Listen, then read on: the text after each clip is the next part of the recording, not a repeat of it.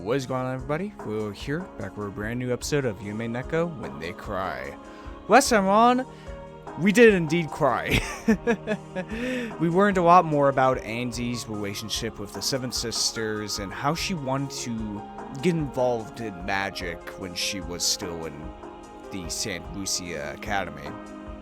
And she used her powers to become friends with the Seven Sisters and all that, and it was a fun time. Until eventually she failed a test and she was pressured by the other students in order to write an apology letter to them for failing to have the class average so they could not do chores or whatever.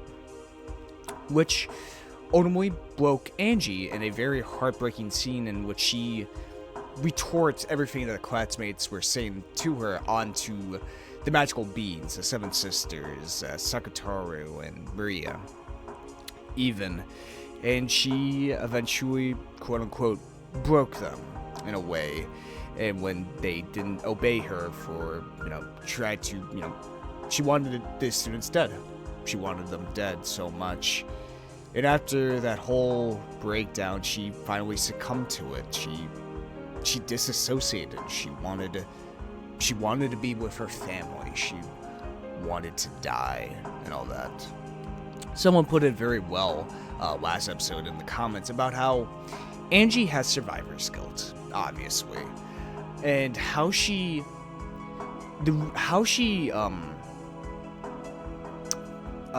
what's the word?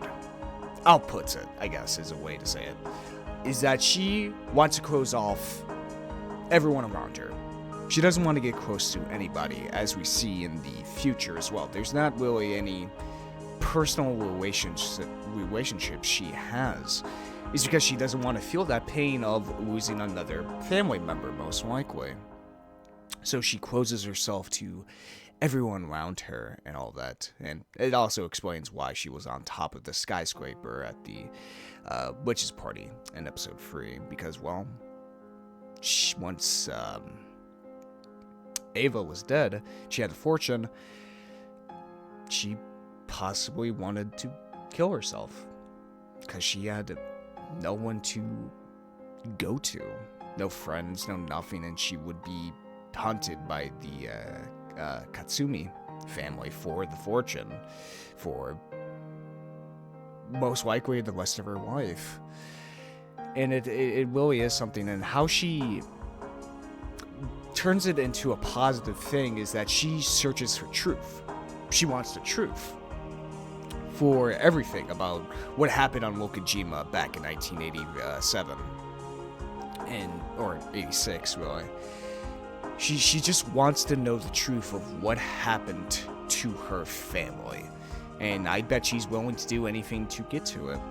Another big, I wouldn't say twist, but revelation for Ange is that Lama Delta told Ange that Burn Castle kind of lied to her by omitting something, and that she won't meet her family again because she comes from a different fragment. She won't ever be able to meet with her family, even if she does solve it with Badwater here. It's not like she herself, Ange the Peace, someone put it in the comments, will meet with her family. Once the game's over, that's it. That's it for her. There's no going back anywhere. She's not even the Ange from 1996, because we already see the Ange from 1996 continuing on with her life, trying to investigate Wokojima. The Ange we see within the game board, she is technically 1996 Ange, but just in this different world. Like, once this game is done, that's it for her. Maybe same thing with Badwater, perhaps, as well, but... And I really like this, because this does, in fact, tie back to Higurashi, as someone put it in the comments. Same thing happened to Akasaka. In one of the fragments in episode 7, or, yes, 7, if I remember correctly, we see Akasaka, who has both lost his wife and Rika as well, dedicate himself to work and karate, right? But because he hopes so much because he prays that he wanted the emotion of wanting to go back to save Rika. Because of that emotion, and because Hanyu heard it, those emotions were able to go to another Akasaka in 1983, which all coincided with the events of episode 7, as we saw, with the checkmate, I like to say, of Takano, and all that. But it wasn't like the karate Akasaka ever got that happy ending. He just continued on with his life, with perhaps the knowledge that it did work out, that even though he may never had his happy ending, at least another version of himself did. And same thing with the different versions of Rika, different versions of all the characters, really. Like, it is something to think about as we go through these episodes, both in Higurashi and Umineko. The versions of these characters we see from episode to episode, they'll never learn the full truth. Unless it's the characters in, like, the final episode, of course.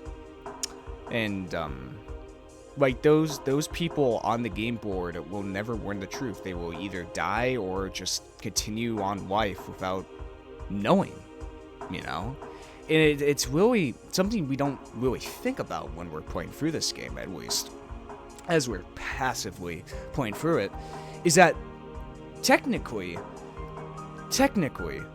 Episode 1 Battle War and Episode 3 Battle War, in the game board, I'm talking about the game board, not the Witch's World or whatever, are not the same person by the end of it. Sure, they're the same in the beginning, but by the end, they're completely different people. You know, via the information they gained or the things they did within the episode. And it's just, it's so sad. It really is, you know, of knowing, you know. Maybe that's why we're able to continue on living. Because if we knew, like, there's other versions of ourselves that are perhaps happier than us or perhaps sadder than us, that would kind of break people. Same thing with, like, seeing the future as well. See, like, Dune or Attack on Titan for, you know, future sight and how it fucks up a person and all that. But yeah, also someone put down a very funny comment about how people theorized that it was going to focus on Ange because, well, she appeared at the end of episode 3, and also Mammoth because she hadn't done anything in the past 3 episodes, which is pretty funny. I didn't even think of it, but I don't have, like, years between these episodes. I'm just playing them back to back, so, you know. Is there anything else to put? I don't think so. Let me check real quick, because I feel like I'm forgetting something. Okay, good thing I checked the comments of last episode. There was something I did forget that's actually very important. During the whole breakdown of Ange, the 7 sisters, you know, Ange orders the 7 sisters to kill the students, but they can't. Now, the reason why they can't, they put it in this way, is you need to be willing to kill them yourself. You need to be willing to make that choice first before the stakes can actually do it, which is it's very important, I feel like, to the kind of system of what the 7 sisters are, or really what furniture is, at least in the magic world. Of, they're unable to do something unless you're able to do it yourself. Unless you have that conviction to actually kill somebody, then they can do it. So that's very interesting. Are, like, the 7 stakes, or really furniture and the witch's case, are they kind of extensions of yourself? Like, they're able to do what you're able to do, you know? Which is actually very interesting. So that puts it as a question. Sure, Beatrice technically didn't kill, you know, the multiple people the stakes did. But because Beatrice has that conviction to kill people, the stakes are able to kill as well. So that's very interesting. So by technicality, It's actually Beatrice who's been killing everybody, making the locker rooms. Maybe, but that's a very interesting tidbit that I kind of like brushed aside because, well, I was fucking crying during that scene. Like, dude, if in fucking Kokonia, if one of the characters is in a classroom, bro, I'm getting fucking wetty. I'm getting the tissues. Fucking weird QCO 7 classroom scenes, bro. Ugh, God. Anyway, let's get right into it. Uryu, Maria, Angeして.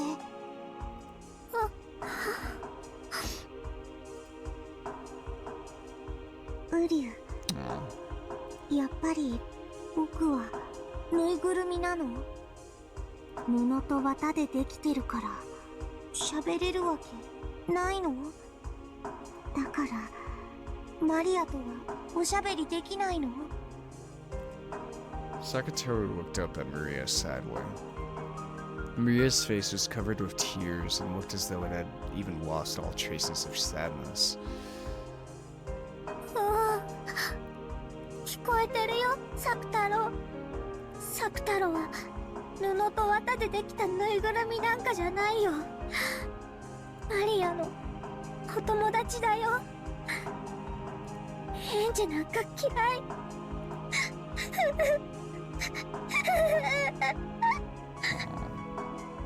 ウリュ、マリアごめんね。マリアごめんね。ウリュ。 Sakatoru regretted doing that.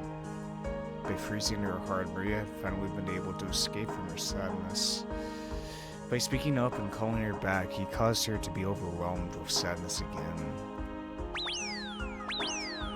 Sakatoru tried hugging Maria, letting go of her, and gazing at her uneasily, lost as to how he could bring Maria's spirits up.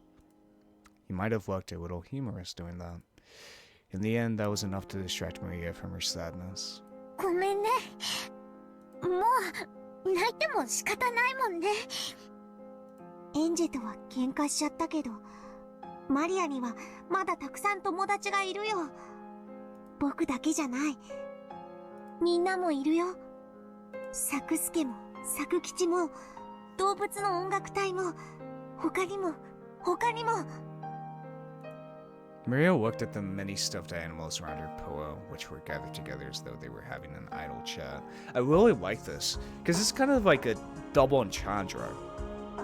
As we saw last episode, we had a kind of flashback to younger Ange playing with Maria, and Ange said, oh, Secretary was just a stuffed animal. And, banning, Maria banned her from the Witches Alliance, right? But this is also kind of a continuation of the scene we just had with Ange, fighting against the Seven Sisters. I really like this. This is kind of both continuations of those two different scenes. It's crazy. Wow, holy shit. Maria looked at the many stuffed animals around her pillow, which were gathered together as though they were having an idle chat. みんなマリアのこと心配してるよ。どうしたらマリアが元気になってくれるかなってずっと相談しているよ。みんなはエンジェみたいにいなくならない？ならないよ。僕たちはいつだって一緒だよ。本当に？サクタロたちは家でしか一緒じゃないよ。ママと一緒にお出かけできないし、学校にも一緒に行けないよ。僕たちは学校に行っちゃいけないから、先生に見つかったら怒られちゃうもん。でも見つからないならいつだって一緒にいていいんだよ。サク太郎、大きいから見つかっちゃうね。だったら小さくて持ち歩ける子と一緒に行けばいいよ。例えばほら、森の音楽隊の仲間たちなら、ほら、小さいからマリアのポケットに隠れて一緒に学校に行けるよ。音楽隊いっぱいいるよ。ポケットに入りきらないよ。 She collected all of the forest band pieces that were scattered across her bed. There were about as many of them as pieces in the chess set, so it'd probably be impossible to fit them all in her pocket. なら、特に仲良しのお友達だけを連れて行くといいよ。森の音楽隊の中で一番マリアと仲良しのウサギの4人組を連れてくといいよ。4つならポケットに入る。これなら見つからないね。だからマリアはこれで学校でも一人ぼっちじゃないよ。僕が一緒に行けないところでもこの子たちなら一緒にいてくれるよ。なら寂しくないかも。お家に帰ってくるまで我慢できるかも。ママと先生にさえ見つからなければ僕たちはいつだって一緒にいられるんだよ。そしていつまでも一緒にいよう。遊んでいよう。僕たちはマリアを絶対に一人ぼっちになんかさせないから。ウリュ Maria's expression finally gained a little bit of its brightness. That's right. In the beginning, Maria's world didn't have Angie in it. Even without Angie, it was fun with everyone. And yet, strangely enough, it suddenly became sad without Angie, who had come in at the end. All that's happened is that I've returned to the world right before Angie entered it. So there's nothing to be sad about. 寂しくないよ。サクタラもみんなも一緒だもん。ウリュウ、マリア大好き。もう人間なんかにマリアの世界には誰も立ち入らせないよ。マリアージュ・ソルシエールはマリアとベアトリーチェだけの二人きりの同盟。もともとベアともエンジェを加えるのには反対してたし、これでいいんだもんね。エンジェはまだ幼すぎたんだよ。エンジェのことはまた仲良しになれるまで当分を忘れていていいと思うよ。マリアがまた元気を取り戻せたら一緒に遊べばいいよ。それまで僕たちみんながずっとそばにいるからね。ありがとうサクタロ。みんな。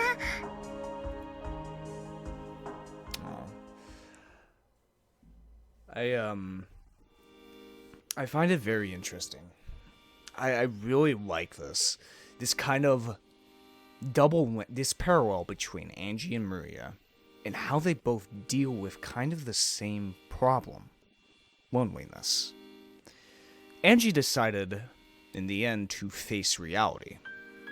She got rid of the delusions, she wants to call it, that I kind of agree with as well, and face reality. But with that, with her facing cold, harsh reality, she decided, because reality was so cold, that she can't be with somebody. She can't make friends because they'll eventually die or perhaps turn on her, right? But it fuels her, initiative to find truth, to find what's really happening. And then we have Maria, who does the opposite. She rejects reality as well. She decides to become entranced with her imaginary friends in the Witches Alliance, really. Either way, both characters are kind of blocking off other people. With Angie, she is accepting reality, but she still doesn't want people to get close to her. With Mia, she rejects reality and doesn't want actual people to be her friends. So they both become lonely, eventually, While one is still instilled with cold reality, she has nothing to go back on except truth. With Maria, she has something to fall back on. Her friends in Sakataru. And it's a very interesting thing of one isn't necessarily better than the other. You know? Like, what is better? Accept reality and see how cold it is and still reject people?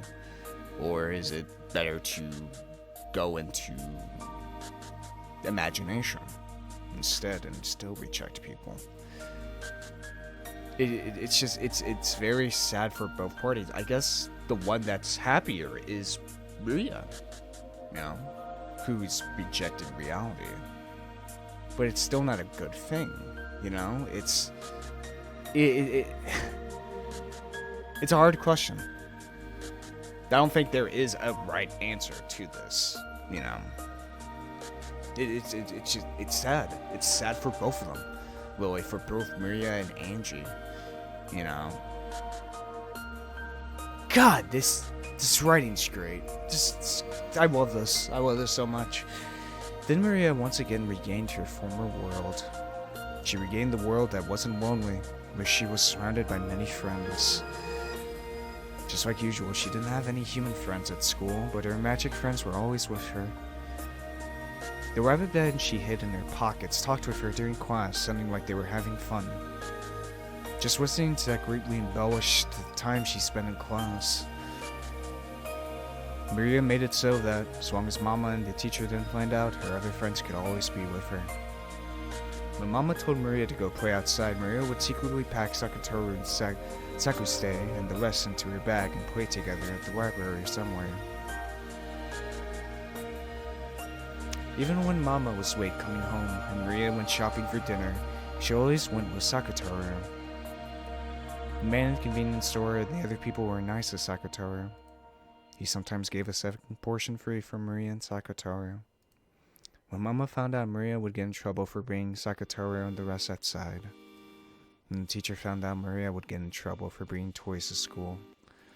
The toxin must be strong in Mama and the teacher.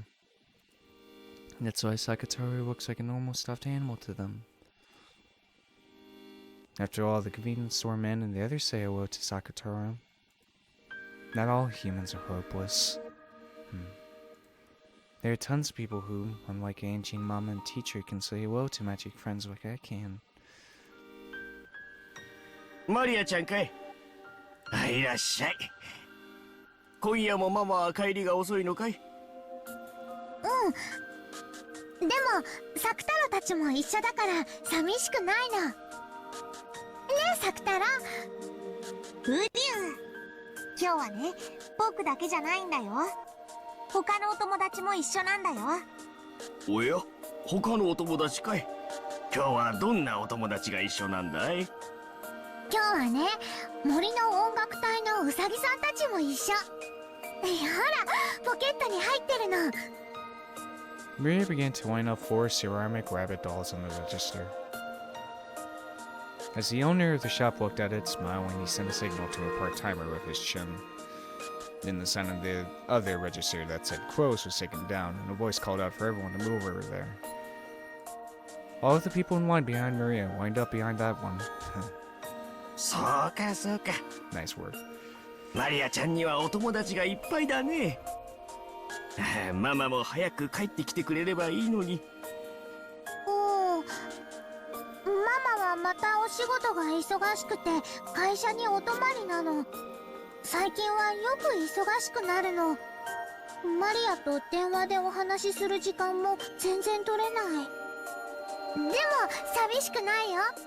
マリアにはサクタルたちがいるもん。ねえ。ウリュウ。ウサギの音楽隊のみんなも一緒だもん。ほら、キューキュー。ウサギの鳴き声ってキューキューだったっけ？はて、そういや聞いたことないな。After smiling at Sakatoru, who was poking his head out of his knapsack, she played around with the rabbit band in the register, making them frolic about. Although the shop manager gazed at this pleasantly, he had a slightly piggy look on his face. Yeah. This was apparently a single mother household, where the mother had to work hard and couldn't come home that very often. On top of that, it looked like this girl didn't even have any friends. As he watched her play around happily with her dolls and claimed that she wasn't lonely despite everything, he couldn't help but feel a kind of compassion. And actually, this wasn't limited to him alone. Maria had become quite famous in this shopping district. マリアちゃん、たまにはおでんも食べなさい。卵とか練り物とか食べないと大きくなれないよ。おお、クリームパンじゃダメ？ウリュウ、いろいろ食べないと大きくなれないよ。今日はおでんにしよう。おお、じゃあおでんにする。そうしなさい。おじさんが多めに入れておくよ。からしいる？ウリュウ、辛いのは苦手。そうかそうか。Those magical beans. What is with like girls like magical friends and not liking spicy things? じゃあこぼさないように持って帰りな。温かいうちが美味しいよ。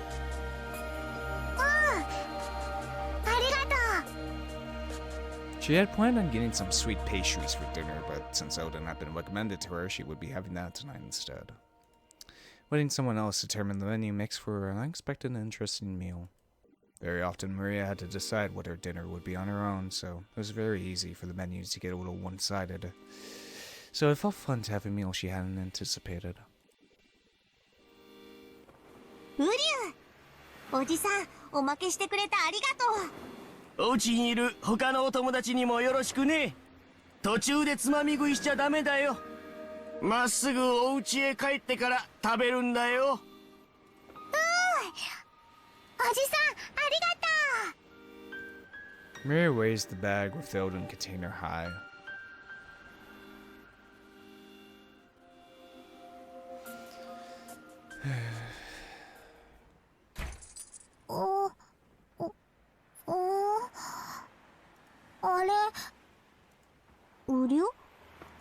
No, Maria. Great, walked out. ポケットに鍵がない。 Ah, shit. Standing in front of the door to her house, Maria searched all over her body. The keys to the house wasn't there. She always methodically put it in the same pocket. So there was no way she had to put it in another pocket, but she searched her body just in case. And surprisingly, it wasn't there. お財布を出した時に落とした？お財布を出してしまう時にはちゃんと手応えがあったもん。途中でポケットを探った時にもちゃんと手応えがあった。途中まではあったの。落としてなんかいない。Even though the late autumn wind had been bearable when Maria had been thinking of returning home where the heater was, now that she was confused and had lost her key, that wind tormented her. But no matter how hard she searched, she couldn't find her key. She turned out all of her pockets and even tried taking off her jacket and hitting it, but to no avail. Of course, she also turned the knapsack secretary was in upside down, but the key didn't come out.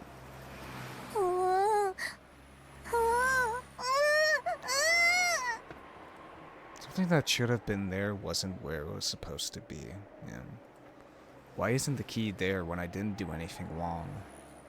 Why isn't it? Why? Why? Maria was cold and frustrated and angry, and she stomped on the ground. The bottom of her foot throbbed, but it didn't lessen her frustration. At the same time, her tears poured out.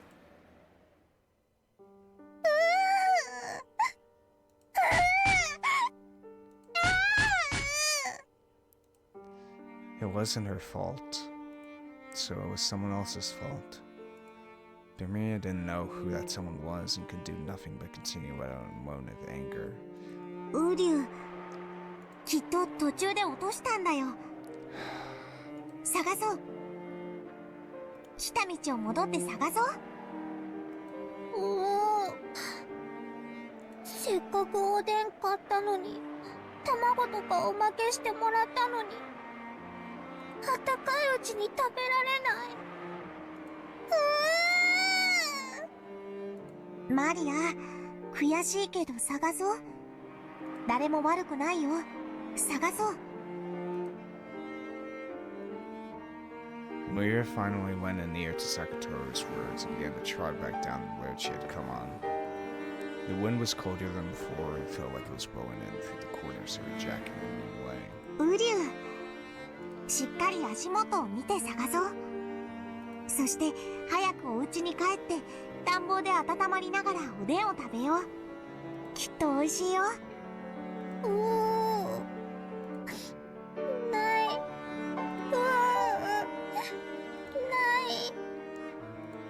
As Sakatoro encouraged her, Maria searched for the key. But she made it all the way back to the convenience store where she bought the Onan. She hadn't found it. Just in case, she asked the man in the convenience store where they had found a drop key. They hadn't found anything. One more time, she returned home, paying close attention to the rare area around her feet. But unsurprisingly, she didn't find it. She was no longer frustrated enough to stomp her feet, but hot tears dripped down her face. The Odin had cooled down completely. Even though she had been told it would be delicious with warm, she hadn't been able to eat it. Even though that man had given her so much free stuff. ウリュウ、泣かないで。ママは今夜帰ってこないんだよ。頑張って探そう。なんで見つからないの？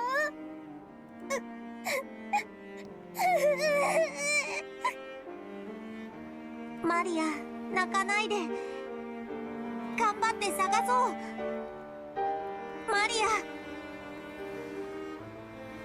Maria was no longer able to hold back her tears. Sobbing, she clutched Sakatoro and held the bag of Odin, returning once more down the road she had come by. Perhaps because more and more houses and stores had turned their lights off by now, it was even darker and harder to search than before. Once again, without finding the key, she returned to the convenience store. This is hitting home for me a lot. Probably a lot more than other people. The reason why is, I'll be honest, when I was a kid, I used to act the same way when I lost something.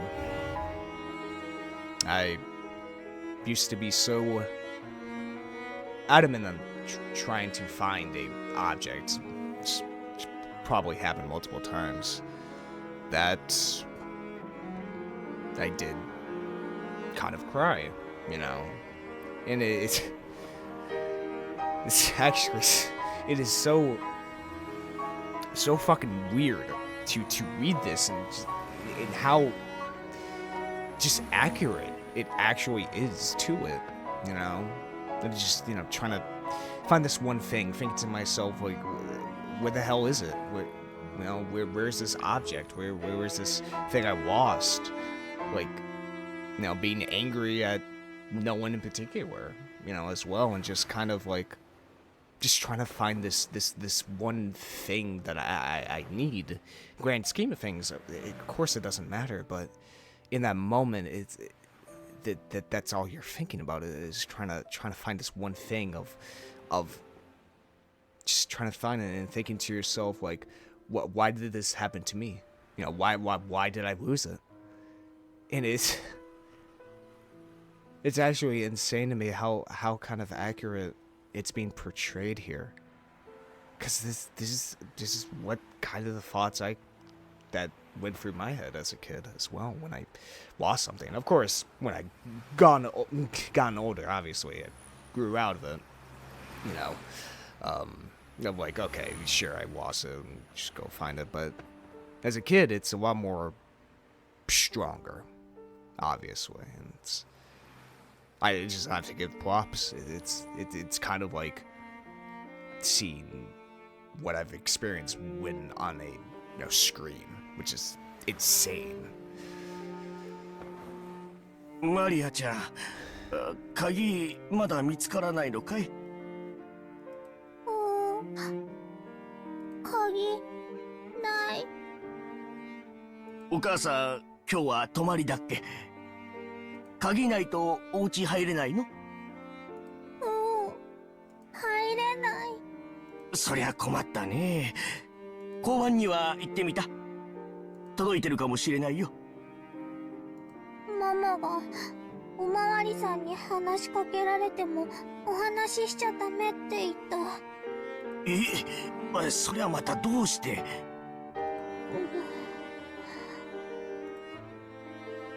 It was probably because Rosa would be liable for making such a young girl like Maria watch over the house by herself. And because she knew that this wasn't something that would be permitted by society. So Maria was indoctrinated into changing the stores she bought things at so that she didn't catch the eyes of adults. And into saying no more than agreeing to policemen, even if they talked to her. Maria had obediently done as she was told. Instead of considering why she must do that, she was much more concerned with meekly obeying because her mother had told her so. The manager at the convenience store probably didn't think of it that way. In the first place, seeing such a young girl being forced to watch over the house alone and so frequently would make anyone worry. And then, after making the round trip between her home and the store once more and arriving at the convenience store for a third time, a policeman was there. あの子です。マリアちゃん、鍵見つかったかい？見つからない。お嬢ちゃん、お名前は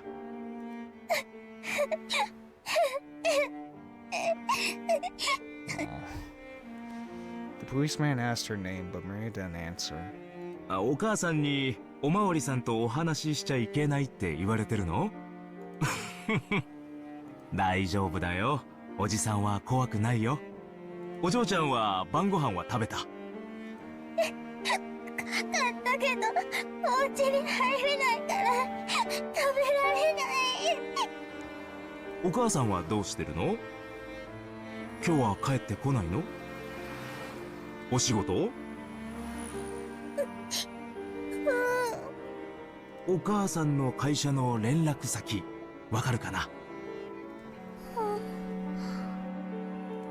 Maria hung her head and went blue. She didn't understand why the policeman was getting mad at her. No, he probably wasn't getting mad at her, but if this reached her mother's ears, then she would definitely be in trouble. Even if she didn't understand the reason why she would be in trouble, she at least understood that much. But the policeman wouldn't let Maria go, and her head was swimming from hunger. The policeman noticed that and was said that he listened to her story as they ate in the police box. Maria was taken to the police box. She had her oden heated in the microwave oven, and even salty rice cakes and hot tea were brought out for her. She had been told not to talk to policemen, but after being asked about secretary, she responded, starting to feel that this wasn't a bad person. Anyway, she wouldn't be able to return home now, so she didn't know what to do. She told her mama's work phone number, which she had been told to tell no one of and to use in only very, very serious situations. Into the Tommy room inside the police box, as she ate the oden that was so hot it felt like it would burn her. She watched the policeman make the phone call, lazily thinking, I'm probably going to get in trouble. マリア、ママに怒られるかな。うりゅう。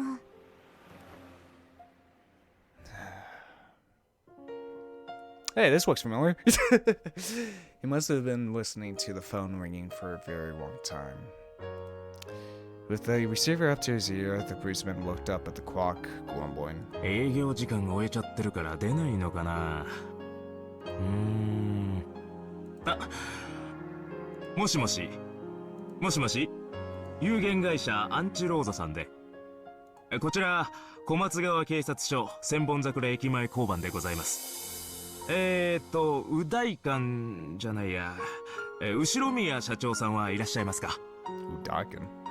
Let's see what that means. Udaken. His misreading of the Ushiro Mira kanji, last kanji Mira for Khan, so we picked the wrong reading for due to excessive.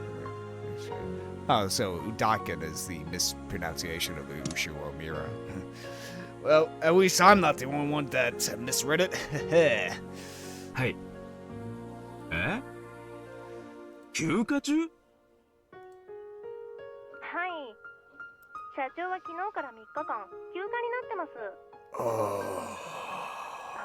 どういったご用件で？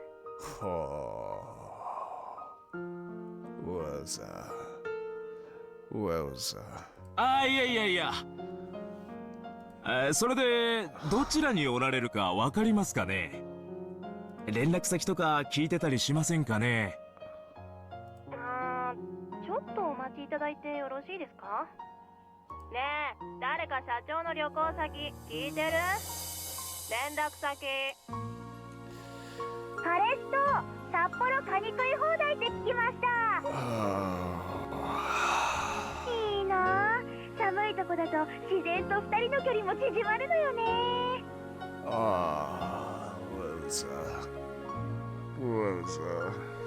連絡先は聞いてないよ。了解。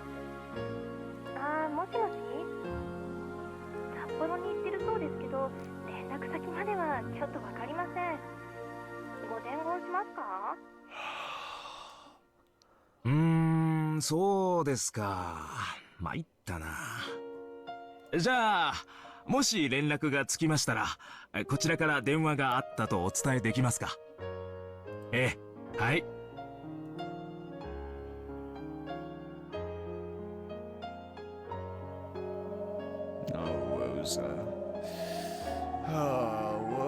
God damn it.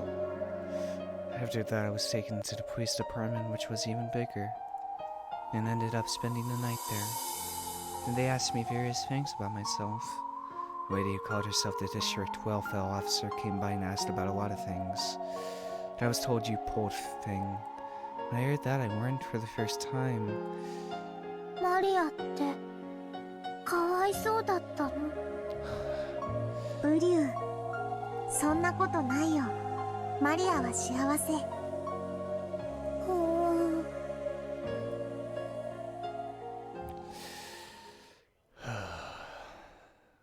God.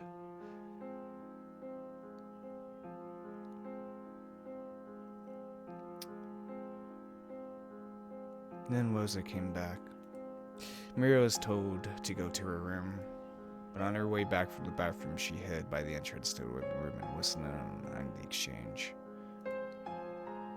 The person who had come to visit was the female district welfare officer who had asked Maria various questions on that other day. Yeah. そういう押し付けは困ります。マリアは心が純粋すぎて繊細だから、無神経な子がいたら傷つけられてしまうんです。余計なおせっかいはやめてください。でもね、お母さん、そんなに繊細な子ならなんで一人で家に放置しておくの？お母さんが一緒にいてあげるべきなんじゃないですか？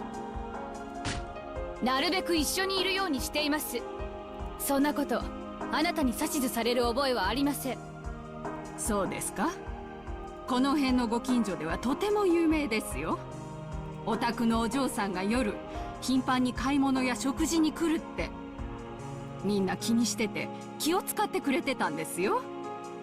どうしてうちの子だとわかるんですか？子供なんて街中にいくらでもいるじゃないですか。勝手にうちのマリアだと決めつけないでください。Dude, because Ryukushio 7 was a social worker, these fucking scenes are so goddamn hard and just realistic. It's just realistic. It's insane. It's actually like that. This is why I feel like when these types of scenes come up, you know, same thing in Higurashi as well.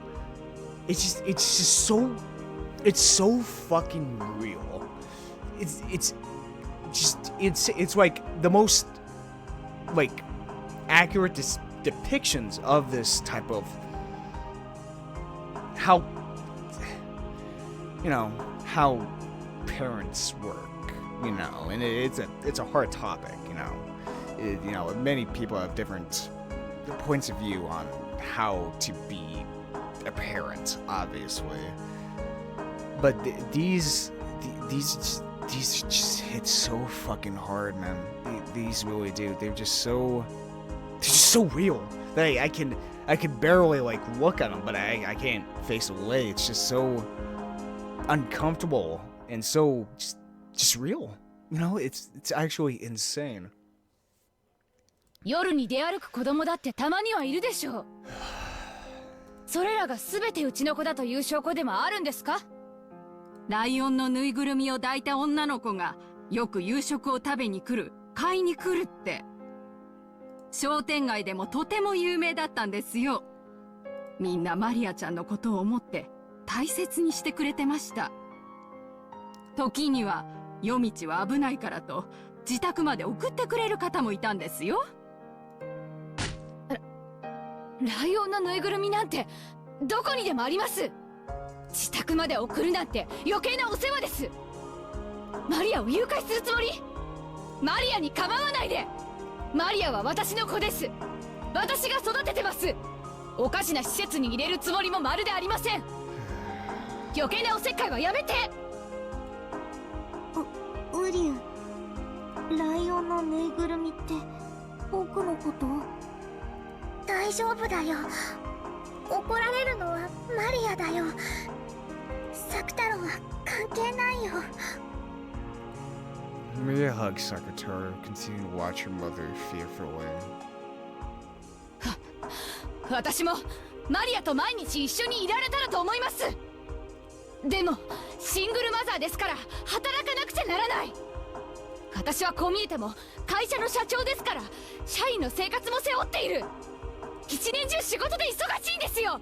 休む暇だってないんです。そう？でもこの3日間お休みだったんでしょ？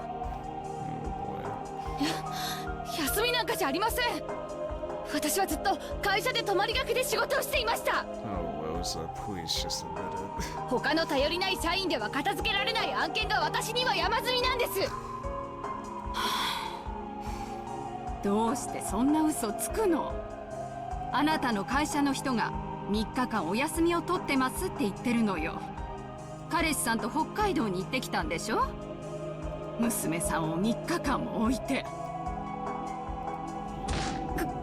彼氏なんて知りません。北海道なんて知りません。どうしてそんなデタラメ言うの？どうしてなんか証拠でもあるの？何よあんた、勝手に人の家のことに口を出さないでよ。私はマリアを愛してるのよ。私には私なりの愛し方があるのよ。勝手に口出さないでよ。私は旅行になんて行ってないわよ。仕事してたのよ、ずっと。マリアに1秒でも早く会いたくて、仕事を少しでも早く片付けようと一生懸命会社に泊まり込んで、ずっと知らない北海道なんて知らないわよ。勝手なこと言わないで。もう帰ってよ。何なのよあんたは。帰って。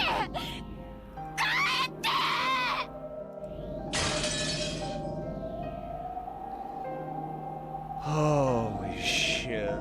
Oh, god damn it. Oh, thank god I waited like a week or how many days. Oh my god, if I had to do this back to back with the past scene, holy shit. Oh my god. God damn it, man. It's so shit. It's so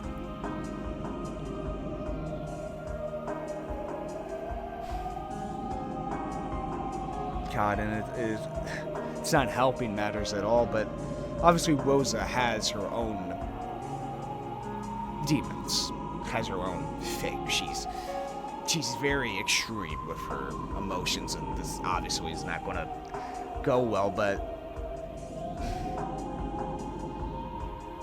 she feels guilt.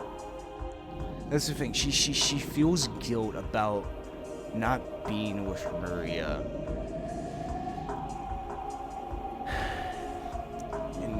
Yet she keeps going on.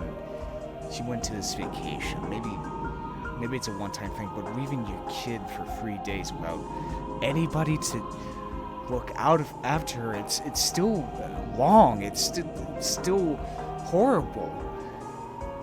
It's God. Fuck.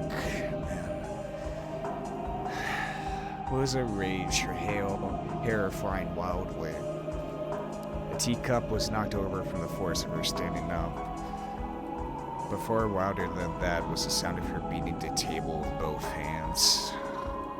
When faced with this rage, it could accurately be described as wide-eyed derangement. The district welfare officer could help but be taken aback. And the same went with her Maria, who was secretly watching this from the hallway. She had already seen her mother in a rage several times before this, but she had never seen her this crazed with anger. When she saw this, Maria was sure this was no longer her mother. There was some other evil being that was possessing her mother's body. And then she herself was discovered by the evil being. Maria knew that she was being reflected in the evil being's eyes. Oh god. Her mind went blank and she felt as though her field of vision was racing off into the distance. At fiercely closing in on Maria, Rosa mercilessly slapped her at her small shoulders and dropped her gaze towards the stuffed animal Maria was holding sacrosanct now. マリア、あなた、あれだけお外にそれを持って行っちゃダメって言ったのに、持って行ったのね。ウリュウ。マリアは悪くないよ。僕がついていくって言ったの。違うよ。マリアが寂しいから勝手にサクタルを連れてったの。だからママ、サクタルは悪くないの。ウリュウ、マリア。サクタルは悪くないよ。サクタルは悪くないよ。Instead of Maria, the brunt of Rosa's anger was aimed at the wine-stuffed animal Maria was holding.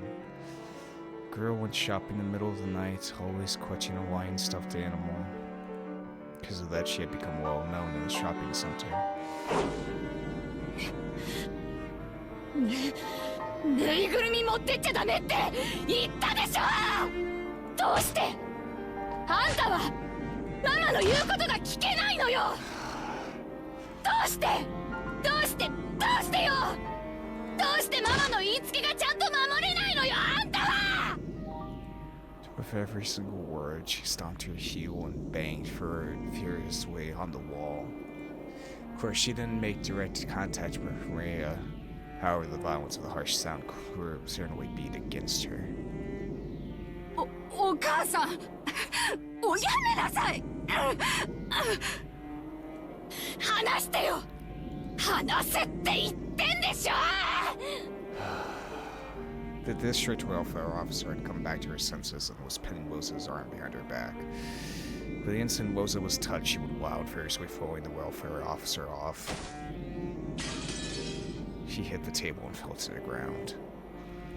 The teacup on the table smashed on the floor, making a violent sound. マリアは悪くないよ。僕が悪いの。だからマリアを叱らないで。サクタルを連れてったのはマリア。サクタルは悪くないの。サクタルは悪くないの。だからサクタルをそんな怖い目で見ないで。マリアを叱らないで。マリアを叱らないで。ウリュ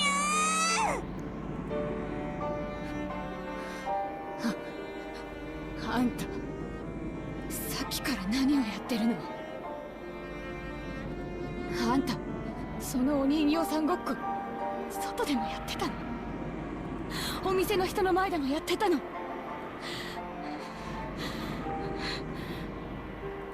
だから覚えられちゃうでしょ。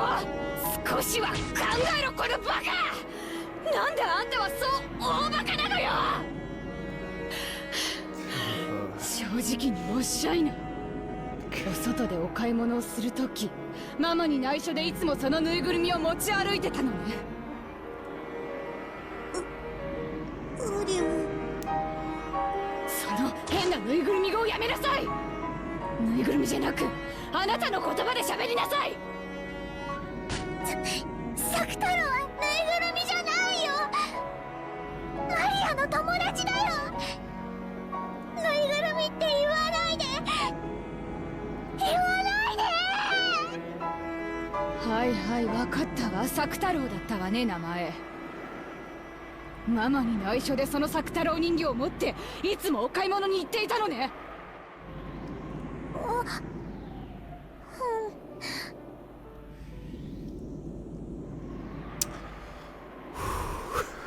Fuck. Shit.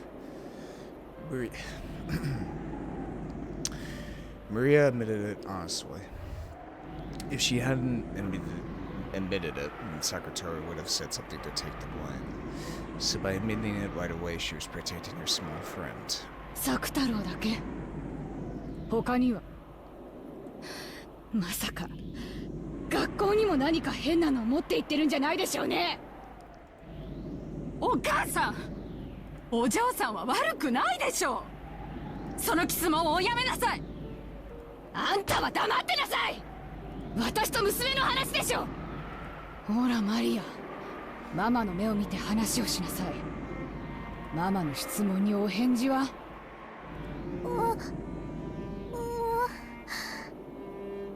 作太郎だけじゃないの。ウサギのみんなも一緒。今も持ってるの？Maria fished around in her pockets, pointing out four ceramic rabbits with her tiny hand. Oh god, please. The rabbits were her close friends who could be together with her at school at Secretary's place. But when Rosa saw that, she shook her head slightly as though dizzy. On a school notice had been written that Maria was bringing toys to school and playing with them. But her family was instructed to try and prevent this. School notice, huh? I'm curious as to what that is. Told her that school isn't. Oh, really? Told what to?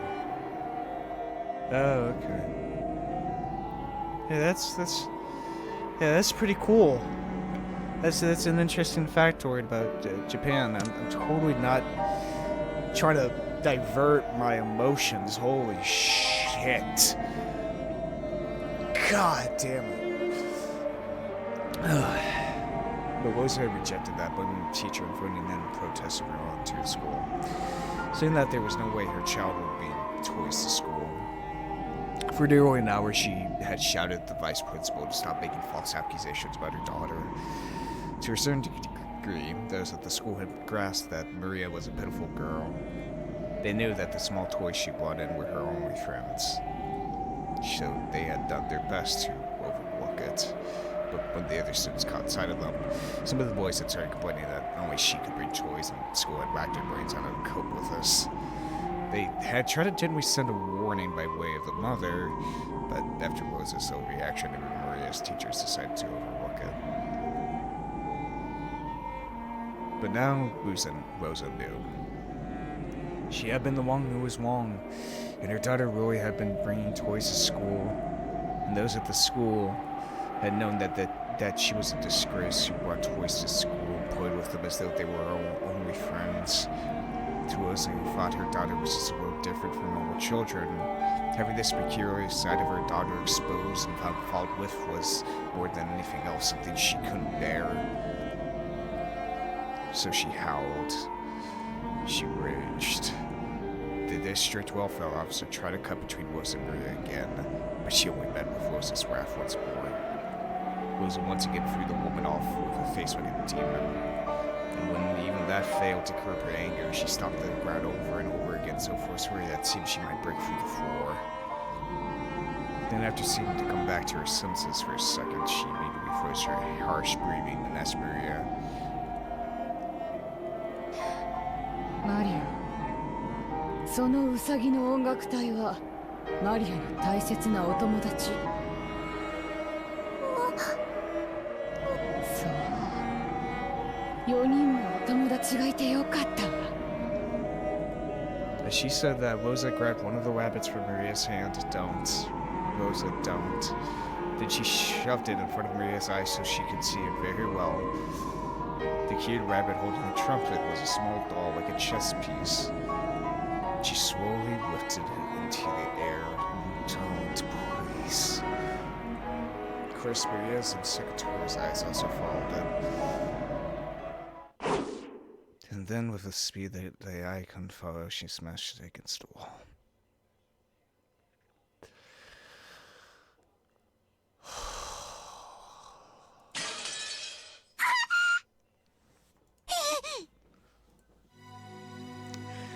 No, fuck.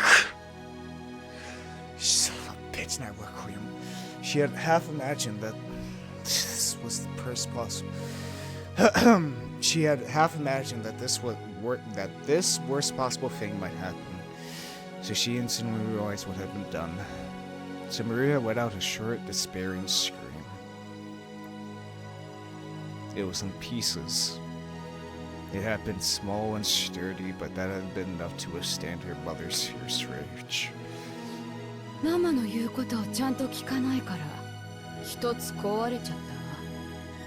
今後ママの言うことを守らないたびにまた一つ壊すからね。覚えておきなさい。あなたそんなことするなんて母親ですか？そんなことしてお嬢さんが傷つかないと思ってるんですか？マリアが傷つく。私も傷ついているのよ。私の傷は誰が責任取ってくれるのよ。誰が？あんたは黙っててって言ってるでしょ。 God damn it, just because you're hurting doesn't mean you have to hurt your fucking daughter. Fuck. やめてママ。悪いのはマリア。おばさんを怒らないで。マリアは悪くないよ。僕が悪いの。マリアを怒らないで。うりゅうりゅうりゅうりゅうりゅう。そのぬいぐるみごっこをやめろって言ったでしょ。大体ね、気持ち悪いのよ。ぬいぐるみがお友達ってあんた今年でいくつよ。何歳よ。こんなの布と綿の気持ち悪い下手くそなぬいぐるみじゃない。こんなのしか友達いないのはあんた。こんな化け物のぬいぐるみとお友達ごっこしてる暇があったらちゃんとした人間の友達を作りなさいよ。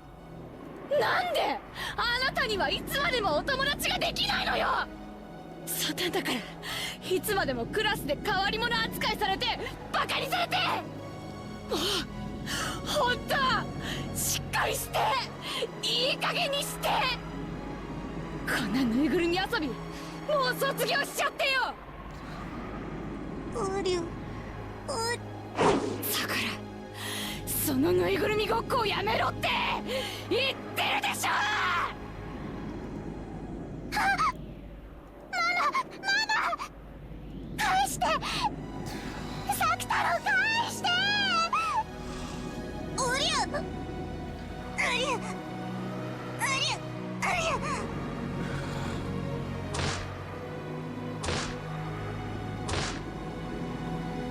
Mama grabbed hold of Secretary's head and took him from me. Then she smashed him against the wall over and over. 痛いよ。痛いよ。痛い。痛い痛い痛い。やめろっつってんのよ。そのぬいぐるみごっこをやめろっつってんでしょ。こんなぬいぐるみがあるから。だからあんたはいつまでも友達を作らないのよ。だから一人だけクラスで浮いてておかしな子扱いされるんでしょうが。こんなぬいぐるみあげなきゃよかった。こんな気持ち悪いぬいぐるみあげなきゃよかった。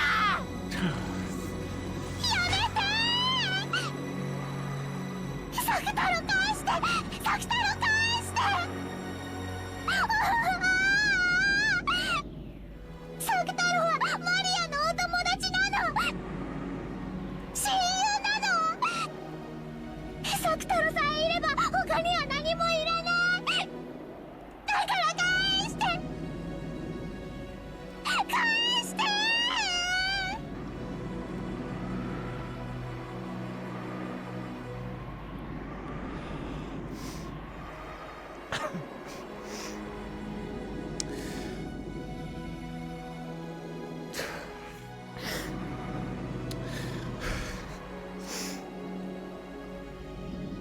God damn it. God damn it. God damn it.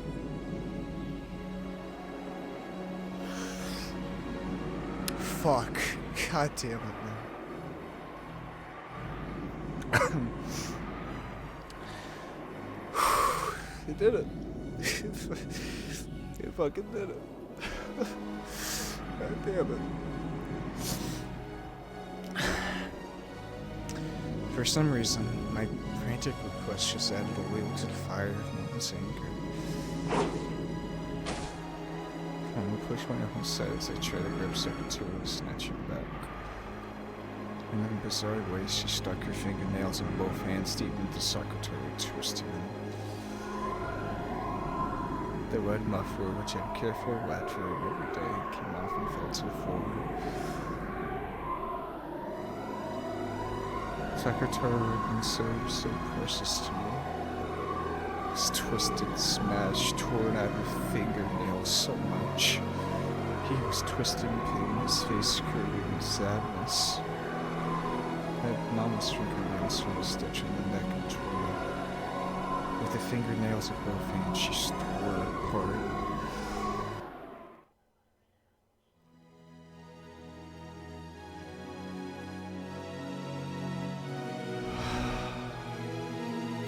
In that instant, Secretary's yellow cloth and the cotton inside burst apart. It looked almost like moist cotton candy. リン太郎リアサク太郎おリン太郎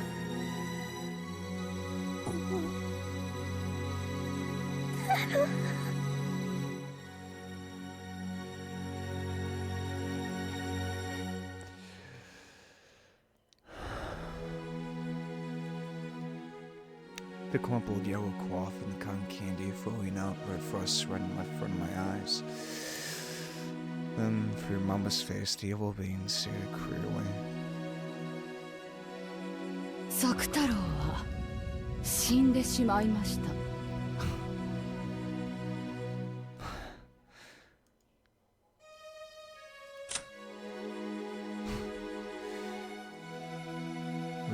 Lady Maria's pure white heart torn asunder. His broken vessel can only be regenerated by Rosa, the miser who made him. However, Rosa disposed of all the vessel's scraps, even lost his sewing pattern. On top of this, because his existence was denied by the Meister herself, resurrecting him is impossible. With the miser's death in 1986, his resurrection was lost forever. Resurrecting him is impossible, even for the endless witch Beatrice. That's why he wasn't there.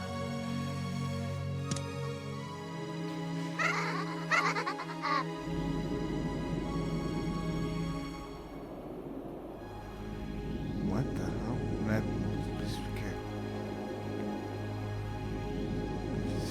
Gyuoki Kurta Sakata or Ekan.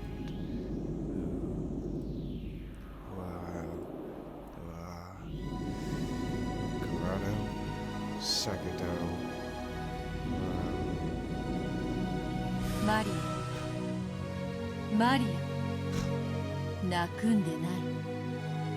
ベアトリーチェ、ベアトリーチェ。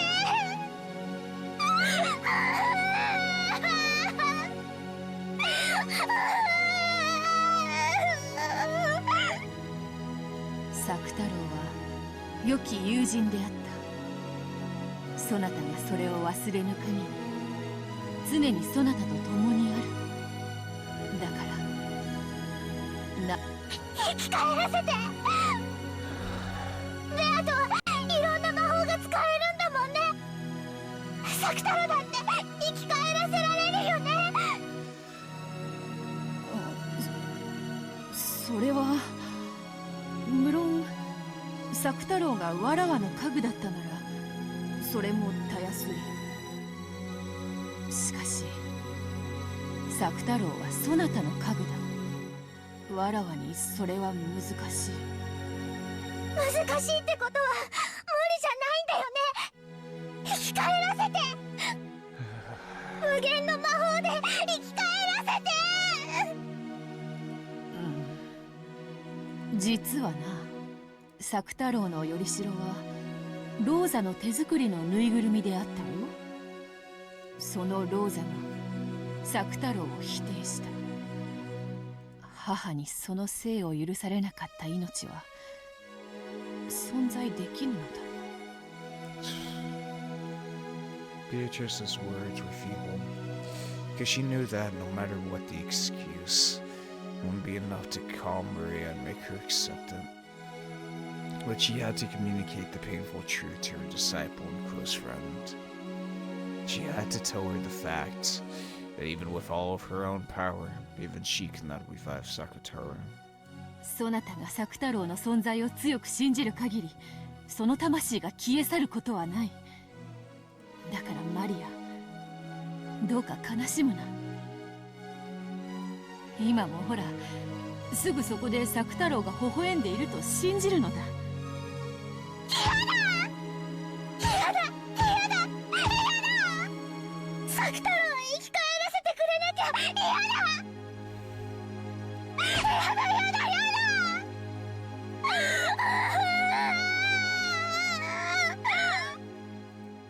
諦めよ。作太郎を蘇らせる魔法はない。そしてそれでもなお作太郎がそなたの親友であり続けることを強く信じよ。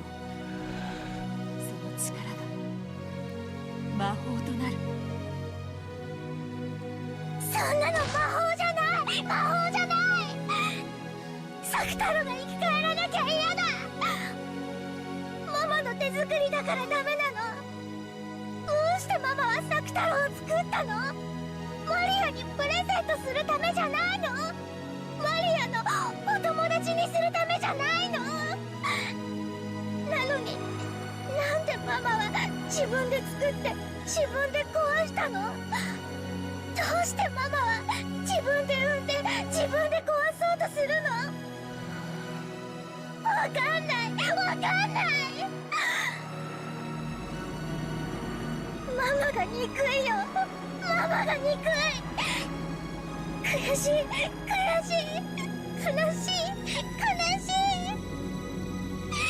作太郎がそうされたようにママをねじり上げてやりたい。爪を立てて引き裂いて布地と綿にしてやりたい。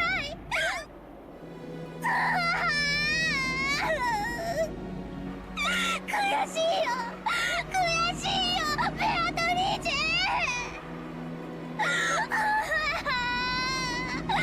作太郎。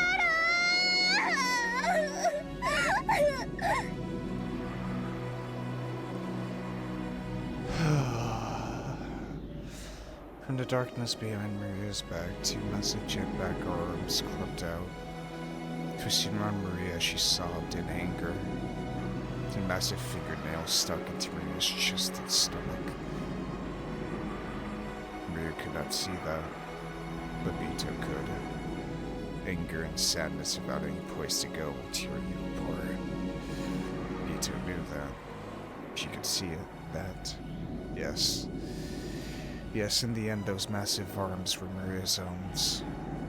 Those fingernails slowly started to eat into her chest and stomach. With their immense size and strength, those arms could probably tear Maria into bits easily. And Maria herself couldn't notice. Drowning in the sea of her own tears, she couldn't notice that her own arms were trying to tear apart her own chest. 悔しい。作太郎がどうしても生き返らせられないなら、マリアは復讐したい。ママを同じ目に合わせてやりたい。作太郎と同じ目に合わせてやりたいの。ベアドリーチェ、そのための魔法を教えて。ママをやっつける魔法を教えて。その言葉は本心。ママを殺してやる。あれはママじゃないよ。ママに取り付いた悪い魔女だ。ママの魔女を殺してや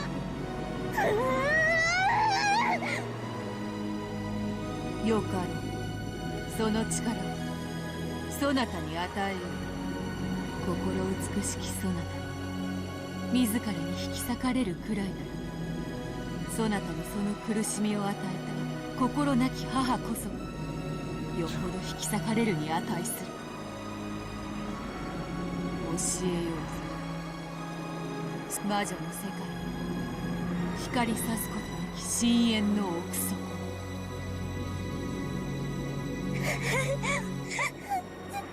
サク太郎、サク太郎、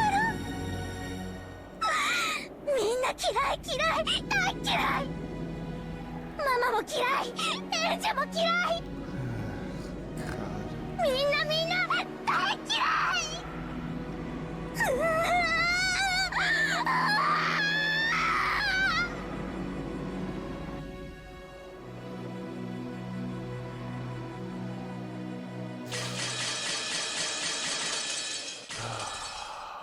Of the glass shattering. Oh my god. Fuck. October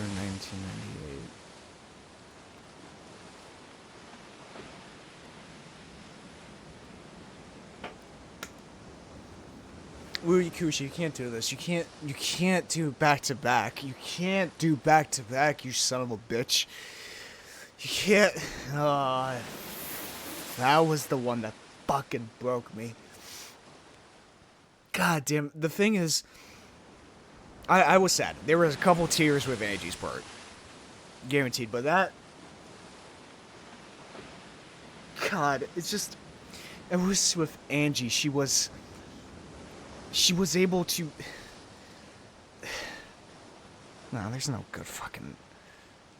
I think what made it sadder was because Maria was just a kid, you know? At least with Ange, she was, you know, a teenager. But god damn it. When they cry, huh? When they cry part. When they cry is such a perfect title for this series. 'Cause you will fucking cry. I guarantee you that you will fucking tear up when playing these games if you're a person. You will fucking tear up.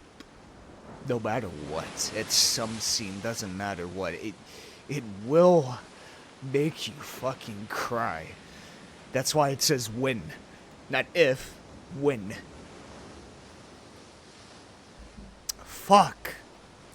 Fuck, man. Okay. Let me just regain my composure here for a second. Let me just regain. Holy fuck. Oh my god. Oh, Ryukyushia 7, you son of a bitch. This is the only series that has truly made me broke. And I'm also on camera. I'm recording myself in front of literal hundreds of people as well. I'm able to, it's able to break me like that. It's truly able to make me break. Holy fuck. Okay. Okay. Holy shit. Okay. The only question I have right now is what was that like backwards text? Like let me try to keep my mind off the emotion real quick. I'm curious about that bunch of text. I wonder what it said. I'll probably go back and try to see it. Maybe it's in the cipher or something like that. Who knows? But shit, man. Holy fuck. God. Everyone needs to read When They Cry, man. Just everyone. Everyone needs to fucking read it. It's so fucking good. It's amazing. It'll make you feel so many fucking emotions. It'll break you. It'll break you both mentally and emotionally. Like, I feel like that should be the tagline for the series. It will break you. Mentally and emotionally. Holy shit. Okay. Enough. I'm alright. I'm alright now. I'm alright. I planned on taking a nap, but the boat Willie was shaking bad. I gave up on sleeping and went up onto the deck. There I was welcomed by the shining sun and the strong sea breeze. Amakusa had been doing some trenches on the dock.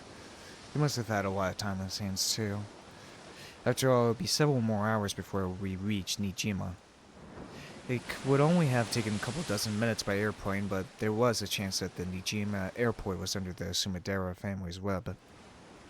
The harbor would probably be the same. For that reason, I obtained a boat that would let me land while avoiding the harbor, no questions asked.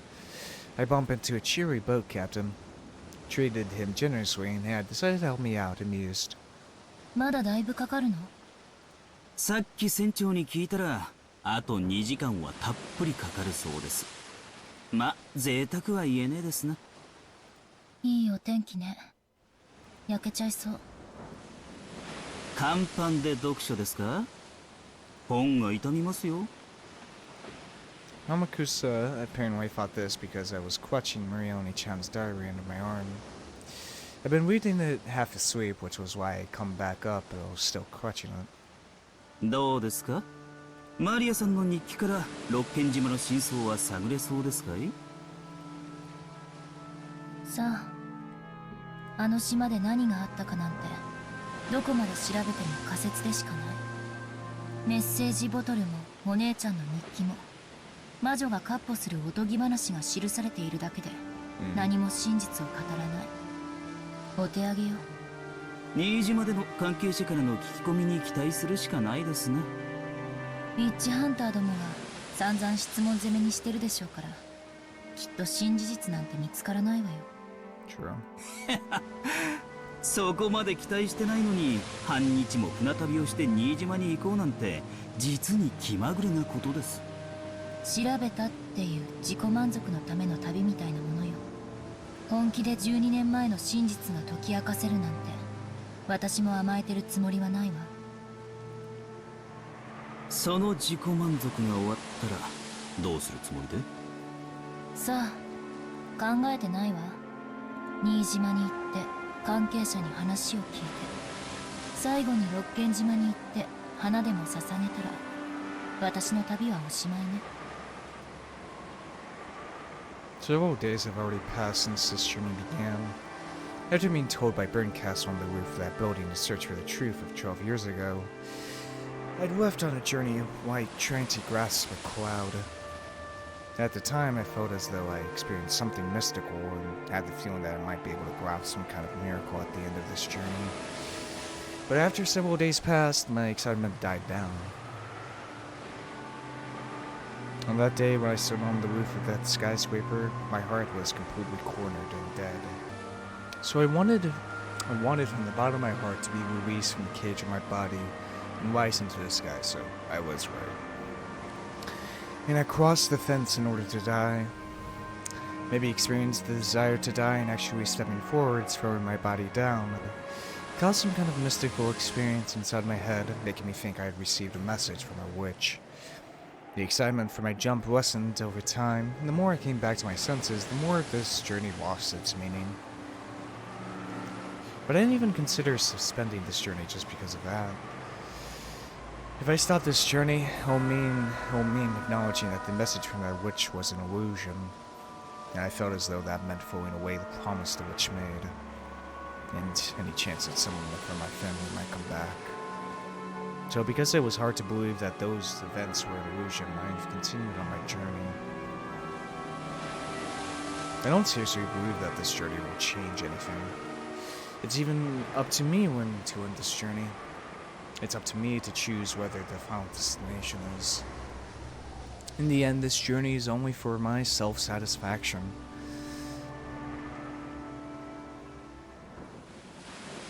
自己満足か。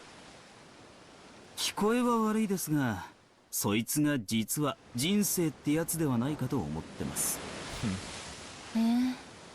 傭兵家業で視線をくぐった末に至った答えだったなら、なかなか味わい深いじゃない。茶化さんでください。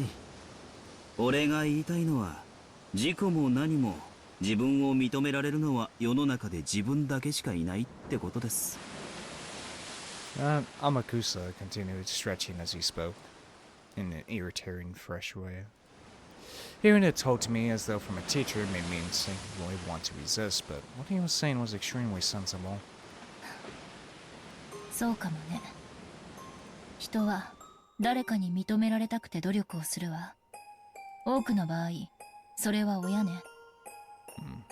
親に褒められたくて子供は努力を覚える。だから私は覚えなかったわけだけど。すんません。そういうつもりで言ったんじゃないです。俺が言いたいのは、自己満足大いに結構ってことなんです。誰に褒められたって、それを納得できなきゃ意味がない。Yeah. 逆を返しゃ、誰に褒められなくったって自分が納得できりゃそれでいいってことです。自己満足と向上心って矛盾するから、普通は悪いことって教えられるわよね。天草の論法はなんだか新鮮よ。誰かに認めてほしくて、だけれど何を努力すればいいのかわからないのが人の世の苦しみです。俺にもそういう頃があった。誰かに認められたくて、でも何を認められればいいかわからなくて、そして何をどこまで努力すれば誰に認めてもらえるかわからなくて。To be known, to be acknowledged. I guess that is truly what we all desire. 随分と無茶苦茶をやってきたもんです。それで天草が至った答えが自己満足だっていうの？聞こえは悪いがそういうことです。我ただ足るを知るってやつですわ。俺がこれでいいと思った人生なら、それはとやかく言われてどうこうってもんじゃない。エンジェさんの人生もこの旅も同じです。エンジェさん以外の誰にもとやかく言う権利なんてない。旅の意味と成果はエンジェさんだけが決める。エンジェさんにとって有意義な旅になったなら、それで十分なんですよ。あんたってちゃらけてる男だと思ってたけど、たまに変なこと言い出すのね。そういうことたまに言うとモテると思ってるでしょ。まさかまさか、そんなつもりで言ったんじゃありません。どうやらお一人になりたいようだ。俺は船長のところへ行っていますぜ。どうぞごゆっくり。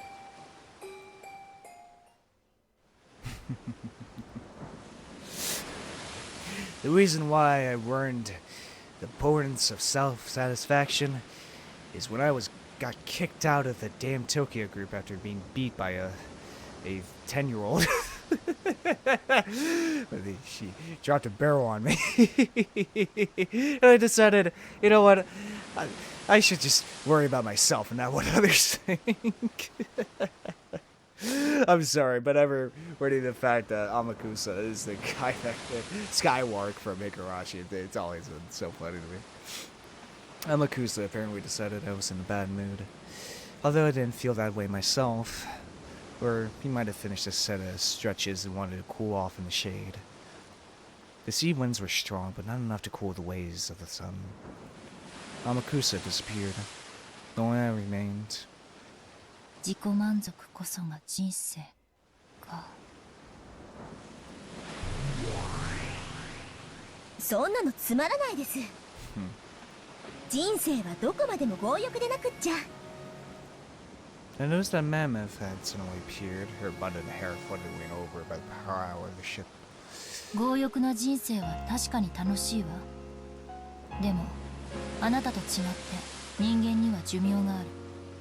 永遠に強欲のままだったなら、人は死ぬ最後の瞬間にも欲があることになる。欲があるということはつまり欲しいというこ持っていないということ、満たされていないということ。自分が満たされていると思えないまま死ぬのはきっと辛いことよ。だからきっと自己満足って必要なんだよ。なるほど。寿命ある存在にはそういう妥協点も必要ってことですか。Yeah. 私たちの主はやたらと寿命の長いお方ばかりだったんで考えたこともなかったです。人間ってのは満たされるために生きてるのかしら。だとしたら無欲が一番人生に優しいことになるわ。なるほど。7つの大罪の一つが強欲になるのも納得ね。お褒めに預かり光栄です。 Apparently that counted as a compliment to the man of silence. She turned and gave a graceful bow. エンジェ様、人間は死の瞬間に満足であるために生きてるんですか？死の瞬間に何かが満たされていないのはきっと。だとしたら人間は満足な死を迎えるためだけに生きてるわけですね。より良い死のために生きてる。死ぬために生きてる。 This kid's saying something pretty incredible. I see, as I expected from a demon steak. Living long enough to have a better death, huh? However, it might be the truth. Humans suffer because they aren't satisfied and live only to find satisfaction. In other words, that might be the same as a desire to die satisfied. 言い返せないわ。人は満たされるために生きてる。そして満たされたまま死にたいと願ってる。だからその満たされ方がわからないのはとても辛いことだわ。どうやれば満たされるんです？人間の人生は Depends on the person. 認めてもらうことよ。お前は幸せだってね。誰が認めてもいいものでしたら私が認めてあげますよ。そうよ、そこなのよ。誰に認めてもらえばいいのかわからないのよ、人は。その認めてくれる人を探すのが人生の旅なんですか。へえ。おかしな話ね。認めてもらおうと認めてもらわなかろうと自分の境遇に変化はないはず。にもかかわらず認められれば満たされ、認められないから満たされない。まるで青い鳥だわ。カゴの中にもう青い鳥がいるのに、それに気づけないからどこまでも探しに旅立たなければならない。何ですかそれ。人間の人生ってバカですね。そうね。天草は本当にいいことを言ったわ。我ただ樽を知るか。何のことわざか知らないけど味わい深いわ。つまるところ、誰かに認めてもらわなければ満ち足りないとは、すなわち自らを認められないということ。究極の自己実現はまず自分を自分で認めることだったのよ。Yeah. そりゃそうです。自分が満ち足りてるって自覚できるなら誰にも認めてもらう必要なんかないですから。その小さなことに気づくだけで人間のくだらない人生の旅は簡単に終了ですね。残った時間を有意義に遊んで過ごせます。人間の人生ってバカバカしい。Mehmet's choice of words was bad, but it was surely the truth. If most of a human's life is a journey with the hopes that someone will acknowledge them so that they can achieve a satisfied death, then when they realize that the person doing that acknowledging isn't someone else but they themselves, that point will surely can end. Humans who have ended that journey can probably spend the rest of their lives as they wish, with their heads held high. How noble, how praiseworthy would that be? 天草ってさ、親とはかなり仲が悪いらしいのよ。そりゃそうよね。まっとうな親なら足を洗わせたいと願うような商売だもん。Yeah, I don't know, son. Mercenary work isn't the greatest. 別にいいんじゃない？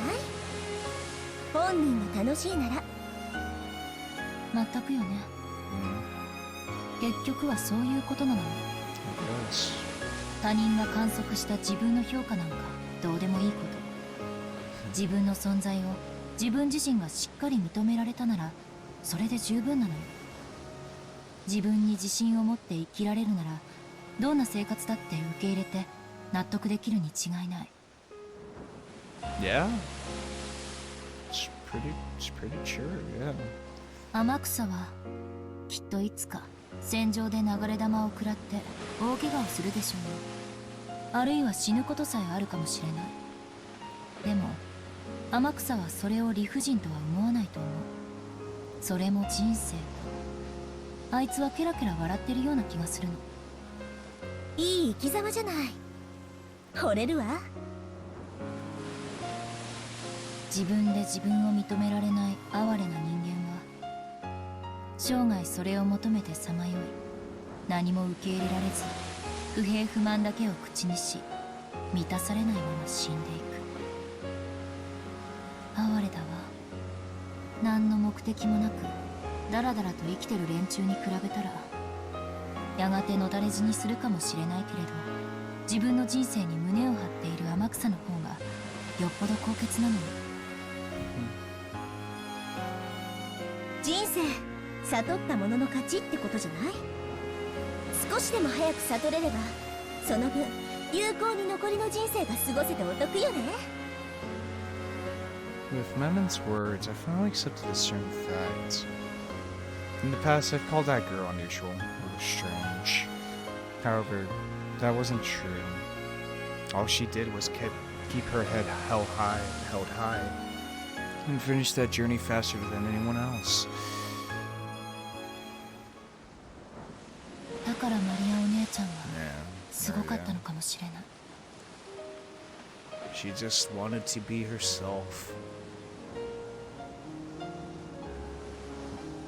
彼女は小学校低学年になるかならないかという年齢のうちにそれに至ったのよ。For people like us, looking at her wife from the outside, it wasn't something we'd call blessed. But even though days like that were engraved in her diary, they always finished up by saying that it was a happy day. Even though the part of her mother that didn't love her daughter came and went, she believed that her mother loved her. Oh, the mother's love that didn't exist, she created herself, filling her world with love. Others might observe her as an unsatisfied, pitiful girl, but she herself acknowledged that she was satisfied, and so she was happy that way. It's easy to observe that as something pitiable and sad, but to her this was an outsider's opinion, so it didn't matter. Whether or not it was happy for her was the only important thing. I guess so. It's just like how when people who live in the city point to the lifestyles of those in rural areas and mourn their inconvenience and feel sympathy for them, it's really none of their business.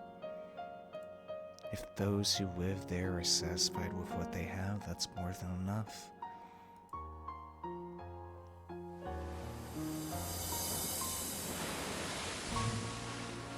I ようやく気づいたわ。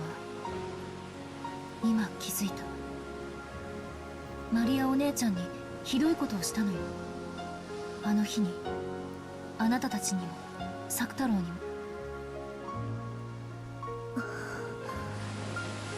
魔法があるかないか、それを決めるのは他人じゃないわ。自分よ。マリアお姉ちゃんにとって魔法があるかないかはマリアお姉ちゃんが決めるべき問題で、私が決めることじゃない。なのに私は幼いあの日口にしてしまった。魔法なんてあるわけないって彼女を傷つけてしまった。 Yeah. The fact that magic doesn't exist in my eyes matters in my world. But denying it even an only chance world for that reason was totally misguided. マリアージュ・ソルシエルはマリアお姉ちゃんの作った魔女同盟。私はそれに誘われて一緒に魔女になろうと言われたの。新しい面白い遊びだと思って私はしばらくの間それに付き合ったわ。でも幼さゆえの残酷さ、途中で飽きてしまった。そして鋭利な言葉で彼女の純粋無垢な心を切り裂いてしまったの。あの時大喧嘩をしたはず。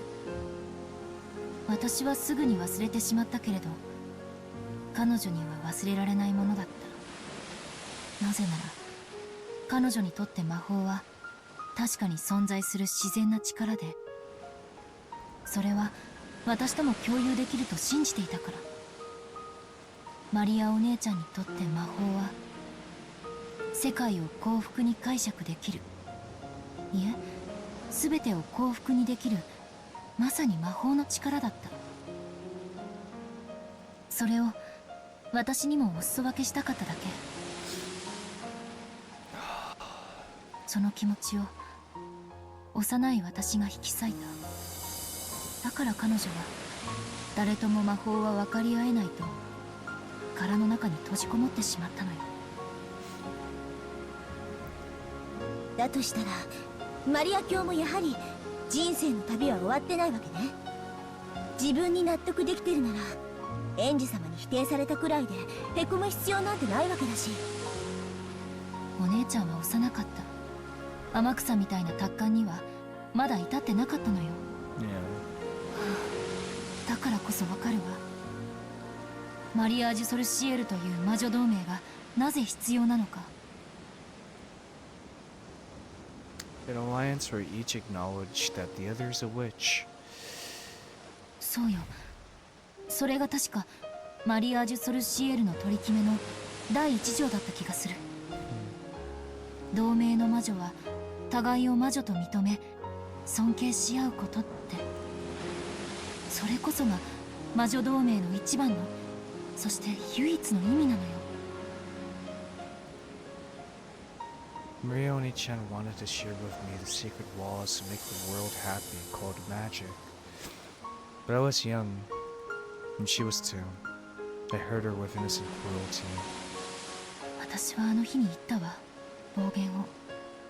あなたたちや作太郎に存在するわけがないって。失礼しちゃうわ。私たちが存在するって自らを認めてる。魂が寝ぼけてる人間どもとはわけが違うのよ。我を思うゆえに我あり。魔法を認めようと否定しようと、私たち煉獄の七姉妹という魔法が存在することはゆえに事実。Yeah, guess so. エンジ様の言葉を借りるなら、私たちが自らをそう認めている限り。それを他者である私が否定するのはまさに暴力だわ。それはきっと実の母にお前なんか生まれてこなければよかったと、いいえ消えてしまえと怒鳴りつけられるくらいにね。 Even after being swamped by all those words, Maria Oni-chan's magic made her believe in her mother's love. Sakuto, her magic friend, always encouraged her. He kept saying that her mother loved her, that she was coming home late because of her work, and that she would definitely bring back a present. Even after Maria learned that her mother's work wasn't really the cause, magic allowed her to continue believing. And by believing that her mother loved her, by acknowledging herself, she filled her world with love and peace and serenity, establishing it completely.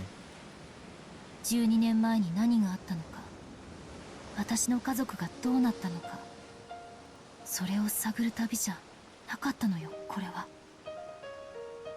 ならこの旅は何なの？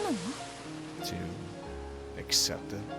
マリアお姉ちゃんにあの日のことを謝る旅だったのよ。どうしてかわからないけどそう思うの。あの日彼女を傷つけなければ12年前の事件は起こらなかったんじゃないかって。 Maybe.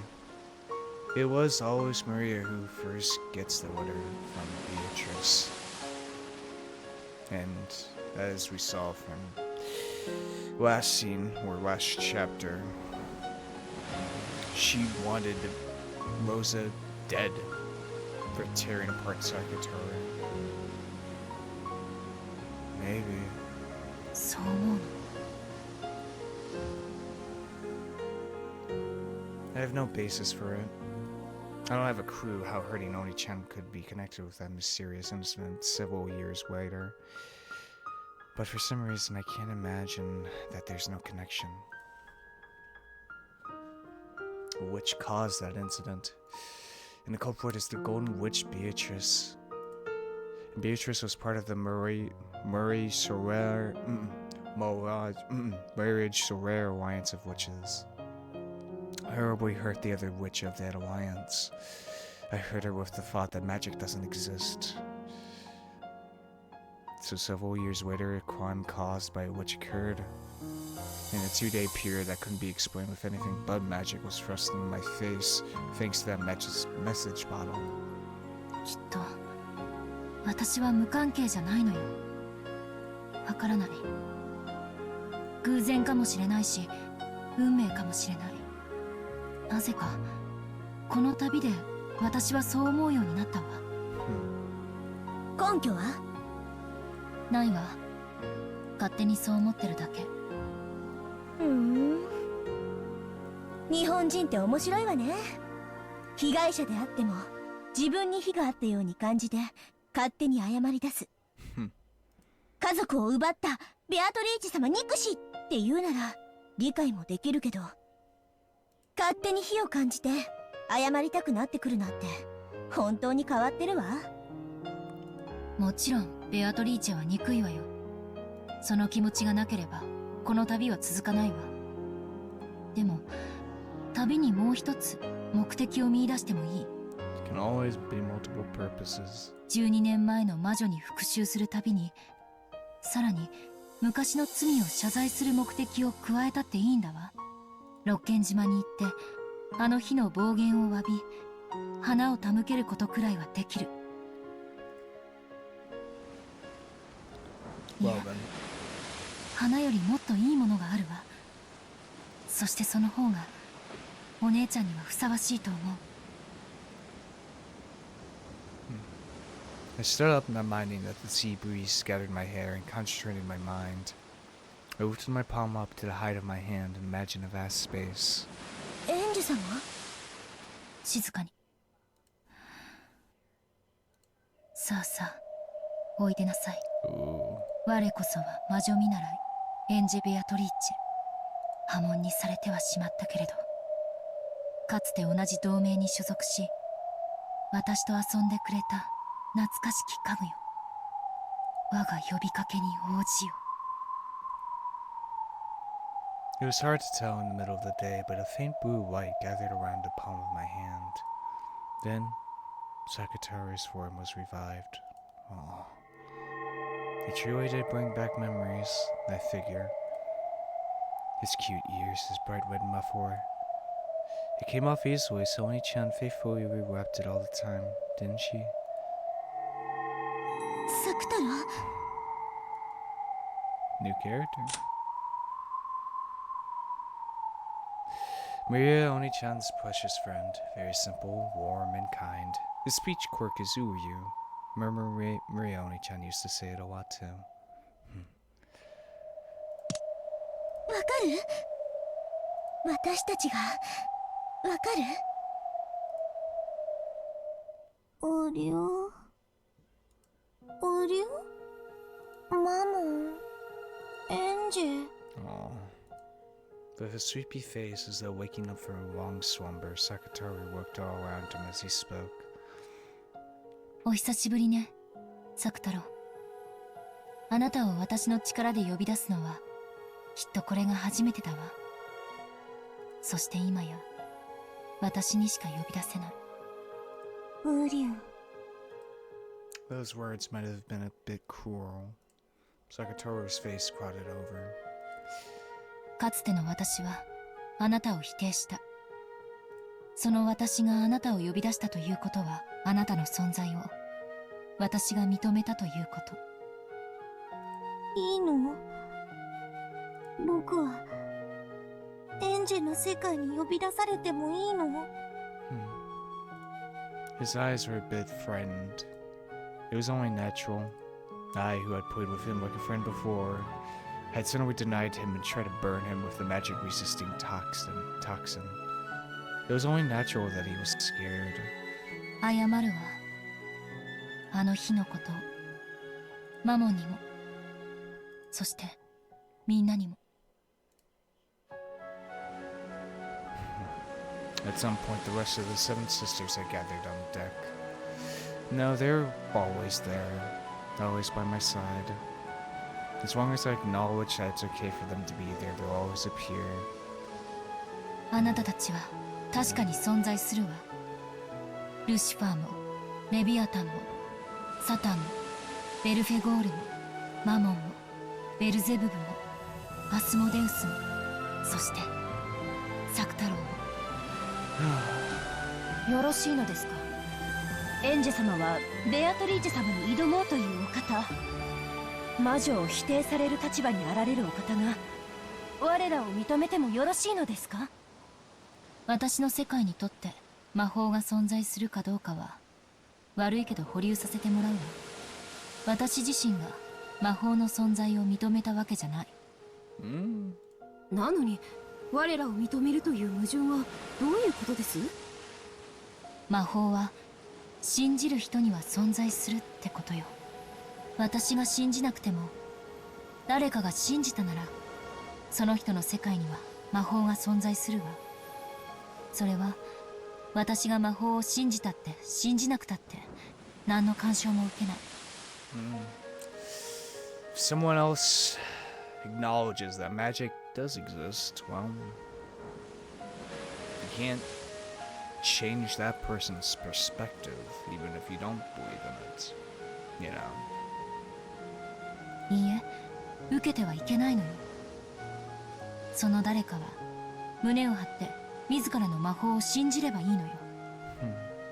そして私はそれを認める。だからあなたたちが存在しても全然おかしくはないのよ。なかなかの詭弁です。面白い解釈かと。エンジェ様のそれは悪魔の証明そのものでしょう。 Good old devil's proof. 悪魔の証明？だって悪魔の存在を証明するには悪魔を連れてくればいいけれど、悪魔の存在を否定することだけは不可能だからそして私たちはここにいる。つまりそれはエンジェ様が魔法を信じようと信じまいと私たちの存在は揺るがないということ。あれよ、エンジから半魔法の毒が消えていく。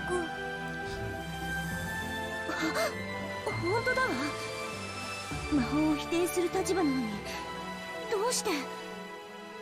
それは多分尊重し認めるという心を知ったからだわ。今の私にならそしてベアトリーチェの魔法の深淵も理解できるかもしれない。 Get both perspectives, Ange. In the past, I didn't believe in things like magic. Thinking something like that couldn't exist, I acted like I was closing my eyes tightly and couldn't see anything. But now I'm different. I get the feeling I can look right at the thing called magic close in on its true nature. 惜しいわ。この現代にこれだけ半魔法の毒素の抜けた人間なんて本当に稀よ。魔女に向いた稀有な才能なのに。そうね。今のエンジェ様が魔女を目指してくださったならベアトリーチェ様に及ぶかもしれない大魔女に成長されたかもしれないのに。それでも我らの存在を認めてくださった我らの主である。おそらくエンジェ様が我らの最後の主となるだろう。最後の奉公と思い尽力しようではないか。なのにエンジェ様自身がまだ魔法を信じてくれないのが納得いかない。エンジェ様、ついでに魔法も認めてくださいよ。せっかくの主なのに魔女じゃないなんてなんだかもったいない。最高の魔女になれる逸材なのに、その目的が魔女を撃つことだなんて。惜しいです。まあそれもエンジェ様の人生で生き方で、そうと決めた世界ならば、それは私たちにとやかく口出しできることではないわけですが。私を理解してくれてありがとう。そうね、魔法が私にとって存在するかどうか、それは私が決めることだわ。世界のどこかに魔法が実在したとしてもしなかったとしてもね。 It's all about perspective and what your truth is. When I think about it, this world is so vast and yet so small. Billions of people live on the earth, but I probably won't meet even 1% of those people. Even so, I will speak of a world, my world, which doesn't even know 1% of the world. 私が知らない世界の法則を私に否定する資格なんてない。だから私の世界に魔法が存在しないからといって、私の知らない世界に魔法が存在することまでを否定することはできない。まさに悪魔の証明というわけだわ。いえ、業に入りては業に従えと言うべきかしら。I can be confident in the world I know. So even if that's denied by a complete stranger who doesn't know a thing about my world, it's nothing to worry about. In the same way, I've got no right to deny a world I don't know, just because I don't know about it. だから私は自分の世界に魔法があるかないかを問わずに、マリアお姉ちゃんが教えてくれた魔法を否定することなんてできやしない。無理だって見たことがなくても魔法は存在するんだもん。ええ、だからすでに言っている通り、魔女同盟マリアージュ・ソルシエルの友人であるあなたたちの存在もまた私にも、そして誰にも否定することなんてできないわけ。I've recorded that most important part again. Even though the sea breeze and crashing the waves were noisy, it was a time of silence. Both Sakatoru and the Seven Sisters of Purgatory reflected upon my words. Probably I did too. Does magic exist? Do witches exist? While ignoring what the answer would be for my own world, I acknowledged their existence. That contradiction was what I proclaimed so boldly. ありがとう、エンジェ。そこまでお認めになったなら魔女もお認めになって。いえ、愚問でした。その問いに対する答えをすでにエンジェ様は明確にお持ちだ。ごめんね。魔女がこの世界のどこかにいるかもしれないことを私は認めるけれど、でも私の世界は揺るがない。魔女も魔法も認めない。六軒島の真実は必ず暴いてみせるでしょ。ええ、それが私の世界よ。仮に本当に魔女が存在したとしても、また当の魔女にどれだけ言い寄られたとしてもね。エンジェ様のお立場は魔女を撃つこと、そしてそのお気持ちにいささかの揺らぎもないこと、よくわかりました。我らはエンジェ様の家具、煉獄の七姉妹、いつでもおそばに、お役に立てる日が来るのをいつまでもお待ち申し上げております。エンジェ様が魔法を信じてくれない以上、話し相手くらいにしかなれないけれど、今は十分よ。私たちに存在できる余地を残してくださった。それだけで私たちはエンジェ様に感謝し認めるべきだわ。つまり私たちはまたみんなといられるんだね。うりゅー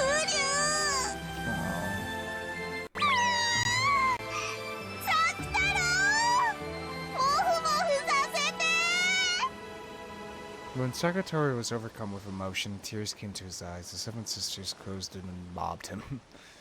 They were also celebrating along this reunion.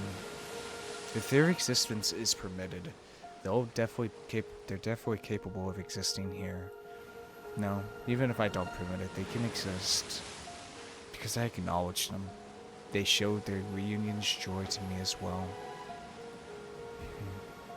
As I watched over that scene, I reflected over what this journey of mine meant.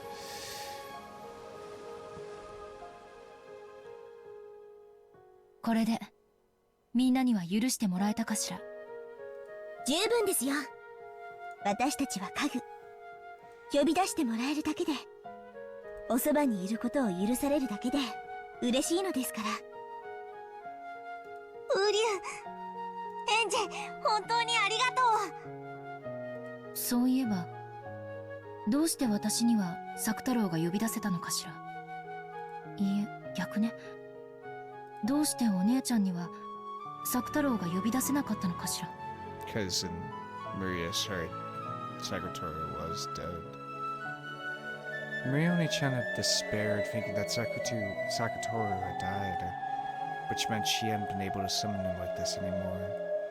In the past, Oni-chan said it was more advantage in summoning to have a vessel. However, vessels like training wheels and shouldn't be absolutely necessary. In other words, even the stuffed animal line that was Sakatore's vessel didn't exist. It should have been possible to summon him.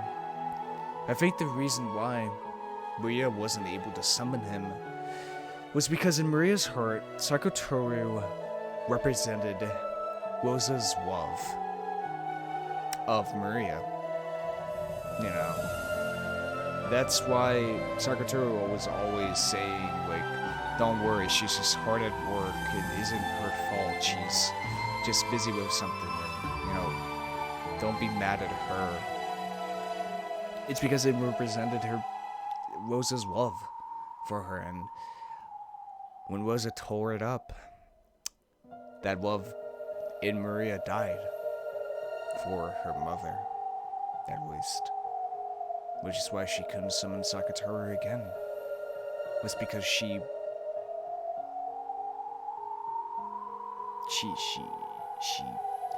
denied her mother. You know. Even though she wanted so badly for Sakatore to come back, in her heart, Sakatore was her mother's love, and she couldn't just bring it back like that. I feel like that's what it is. You know. No, when you put it like that, it's even a little doubtful whether summoned things can be rooted by life and death. Moreover, Sakatore should have been especially important friend to Maria Oni-chan. She should have been able to strive hard to summon him one more time. Certainly it was sad that the original stuffed animal vessel had been torn apart, but why did he die and become impossible to summon again? それはマリアがあの時僕のぬいぐるみが破れたのを見て、僕が死んでしまったと決めてしまったから。魔法の存在と同じなんです。マリア教の世界で作太郎が死んでしまったことになったなら、彼女の世界では作太郎は存在できない。ウリュウ。 The shock of having her beloved stuffed animal torn apart had left a wound in her heart serious enough to prevent her from summoning her implacable close friend. In Maria Oni-chan's eyes, Sakatore had died. So even Sakatore can exist like this to me, he cannot exist before her. 僕はいつもマリアと一緒にいたんだよ。泣いてるマリアのすぐ近くで、泣かないでってずっと言ってたんだよ。でも、マリアには僕の姿も声も何も届かなくて。Secretary hung his head, looking sad. マリアージュ・ソルシエルはあの事件の後急に性格を変えていくの。それまでの同盟は和やかなものだった。でも事件後は憎い誰かをいかにして呪うかという物騒なものばかり。お姉ちゃんの日記はあからさまに様変わりしていくの。 Yeah. The diary is a mirror that reflects one's heart as is. Probably showed the personality called Maria die and be reborn as the evil witch personality, Maria. When she buried that diary in hatred and sadness, her heart surely wasn't satisfied. Because it wasn't satisfied, she had to bury it with hatred and sadness. And while still unsatisfied, she met with death. I wonder if her unsatisfied soul has a hole opened in its chest from sadness even now.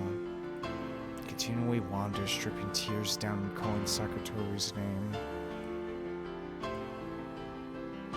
あなたがお姉ちゃんには必要なのよ。ウリュウ、どうしたらあなたをマリアお姉ちゃんの世界で蘇らせられるの？その方法が分かれば私はお姉ちゃんを救うことができる。How do you revive someone who's dead in the eyes of another? それが私に課せられた贖罪の方法なのよ。どうすればサク太郎は蘇るの？マリアにとって僕のよりしろは特に重要な意味を持ってたから。よりしろ、つまりライオンのぬいぐるみを蘇らせることができれば。でも It's not as simple as that. 僕のぬいぐるみはローザママの手作りだから、ローザママにしか作れない。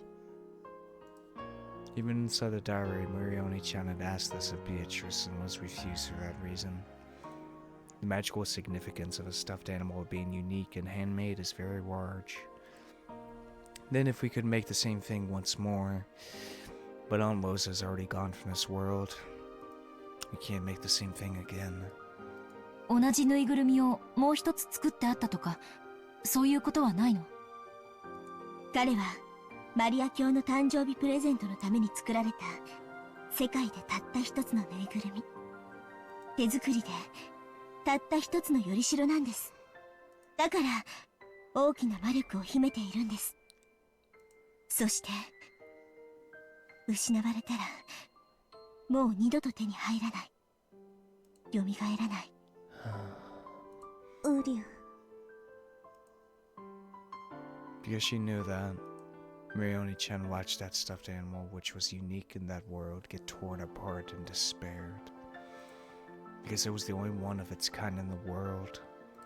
And she couldn't permit a compromise such as burying another one. She had despaired from the bottom of her heart. でもサク太郎はここにいるわ。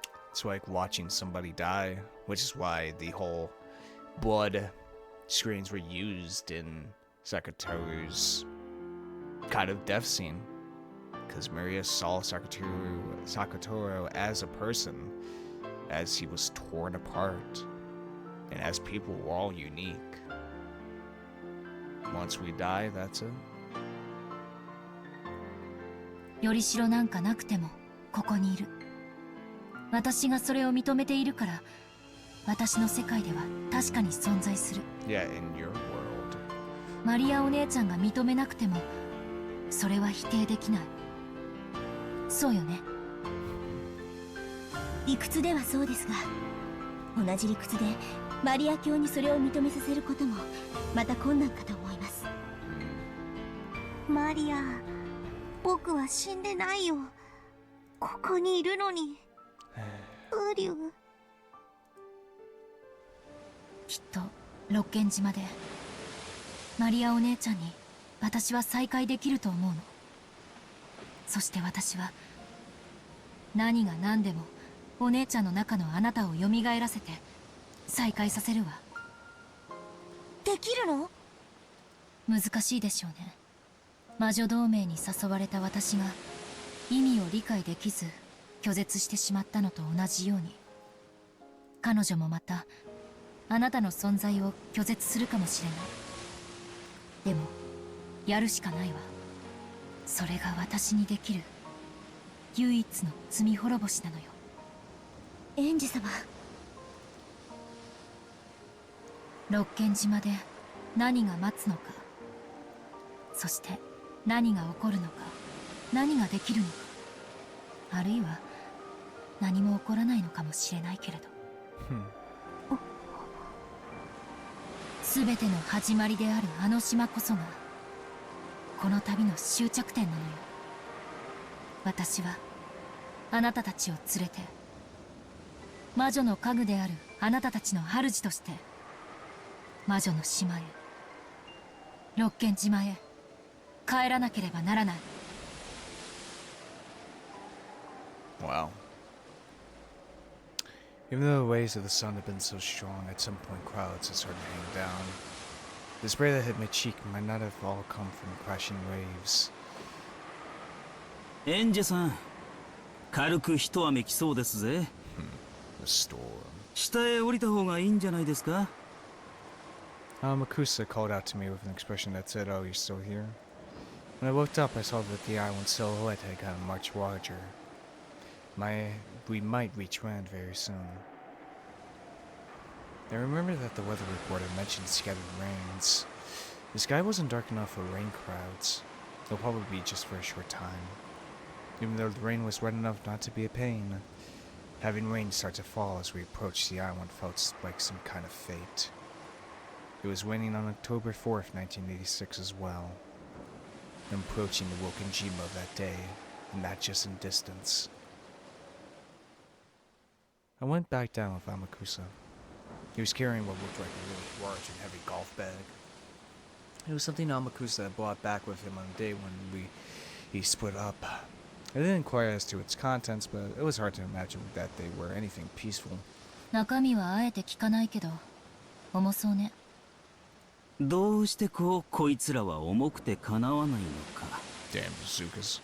フランス人の教官が面白いことを教えてくれました。何でもこいつらは重くあるべきだそうなんです。何しろ人の命は地球より重いんですから。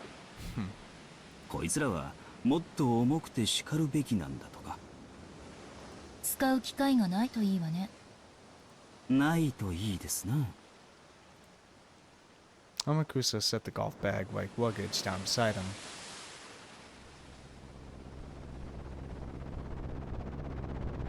Off they go. Sounds more like a point engine. Oh, it is a point engine. What do I say? Like, huh, that's interesting. But yeah, I think this is a perfect stopping point here. God damn, it's gonna. Should I stop? Guys, gonna be really annoying.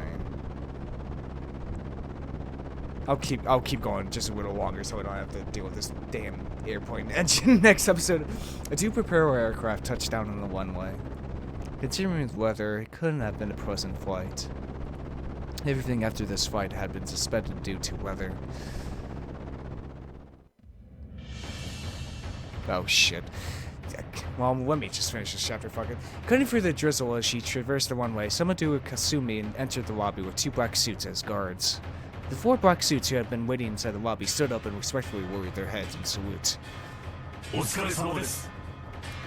プロペラ機ってのは揺れるわね。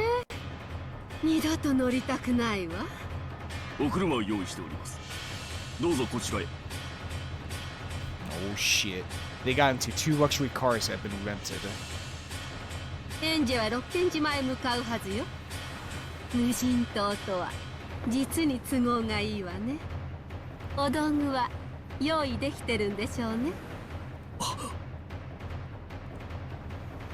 The black suit in the passenger seat put a heavy bag that had been set by his feet onto his lap.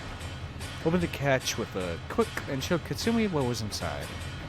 Inside were several silver lumps of carefully wrapped aluminum foil. He peeled one open to show her. A black bunt automatic pistol peeked its face out. Cool. That's pretty fucking sweet. Oh yeah. There's gonna be a fight in Wokojima. At least a gunfight, huh? Are we finally back to the game board? Yep. October 4th, 1986, baby. Okay, now this is a perfect stopping point. But wow, what a fucking powerful episode we had here today. God, Rosa and Maria, man. That entire scene was fucking heartbreaking, man. And then we followed up with Ange talking about, hey, people need to acknowledge themselves. You know, sure, if you search for your life trying to get acknowledged by somebody, you'll probably never find it. It will never be enough. But if you're satisfied with yourself, you can go through life as, you know, fun. Do what you want, you know? I mean, hell, that's what I'm doing. I'm fucking posting these videos. Making a damn YouTube channel about playing, like, not the most popular games in the world. But I enjoy the fuck out of it. I get satisfaction out of it, so, you know, that's life for you. But, and also, acknowledging, not magic itself, but accepting the people in it. You know, it's a very interesting perspective on it, you know? Like, of course, I deny magic as well, but I acknowledge the people in it. You know, I still take in consideration how they tie into the greater narrative. So it's a very interesting perspective on that. But, yes, I hope you guys have enjoyed this type of content. If you did, hit that subscribe button. If you liked it, hit the like button. When I tell me something, put that in the comments below. Check out the Discord server I know in, and make sure to check your website well. And yeah, it's been Voidlego. I'll see you guys next time. See ya!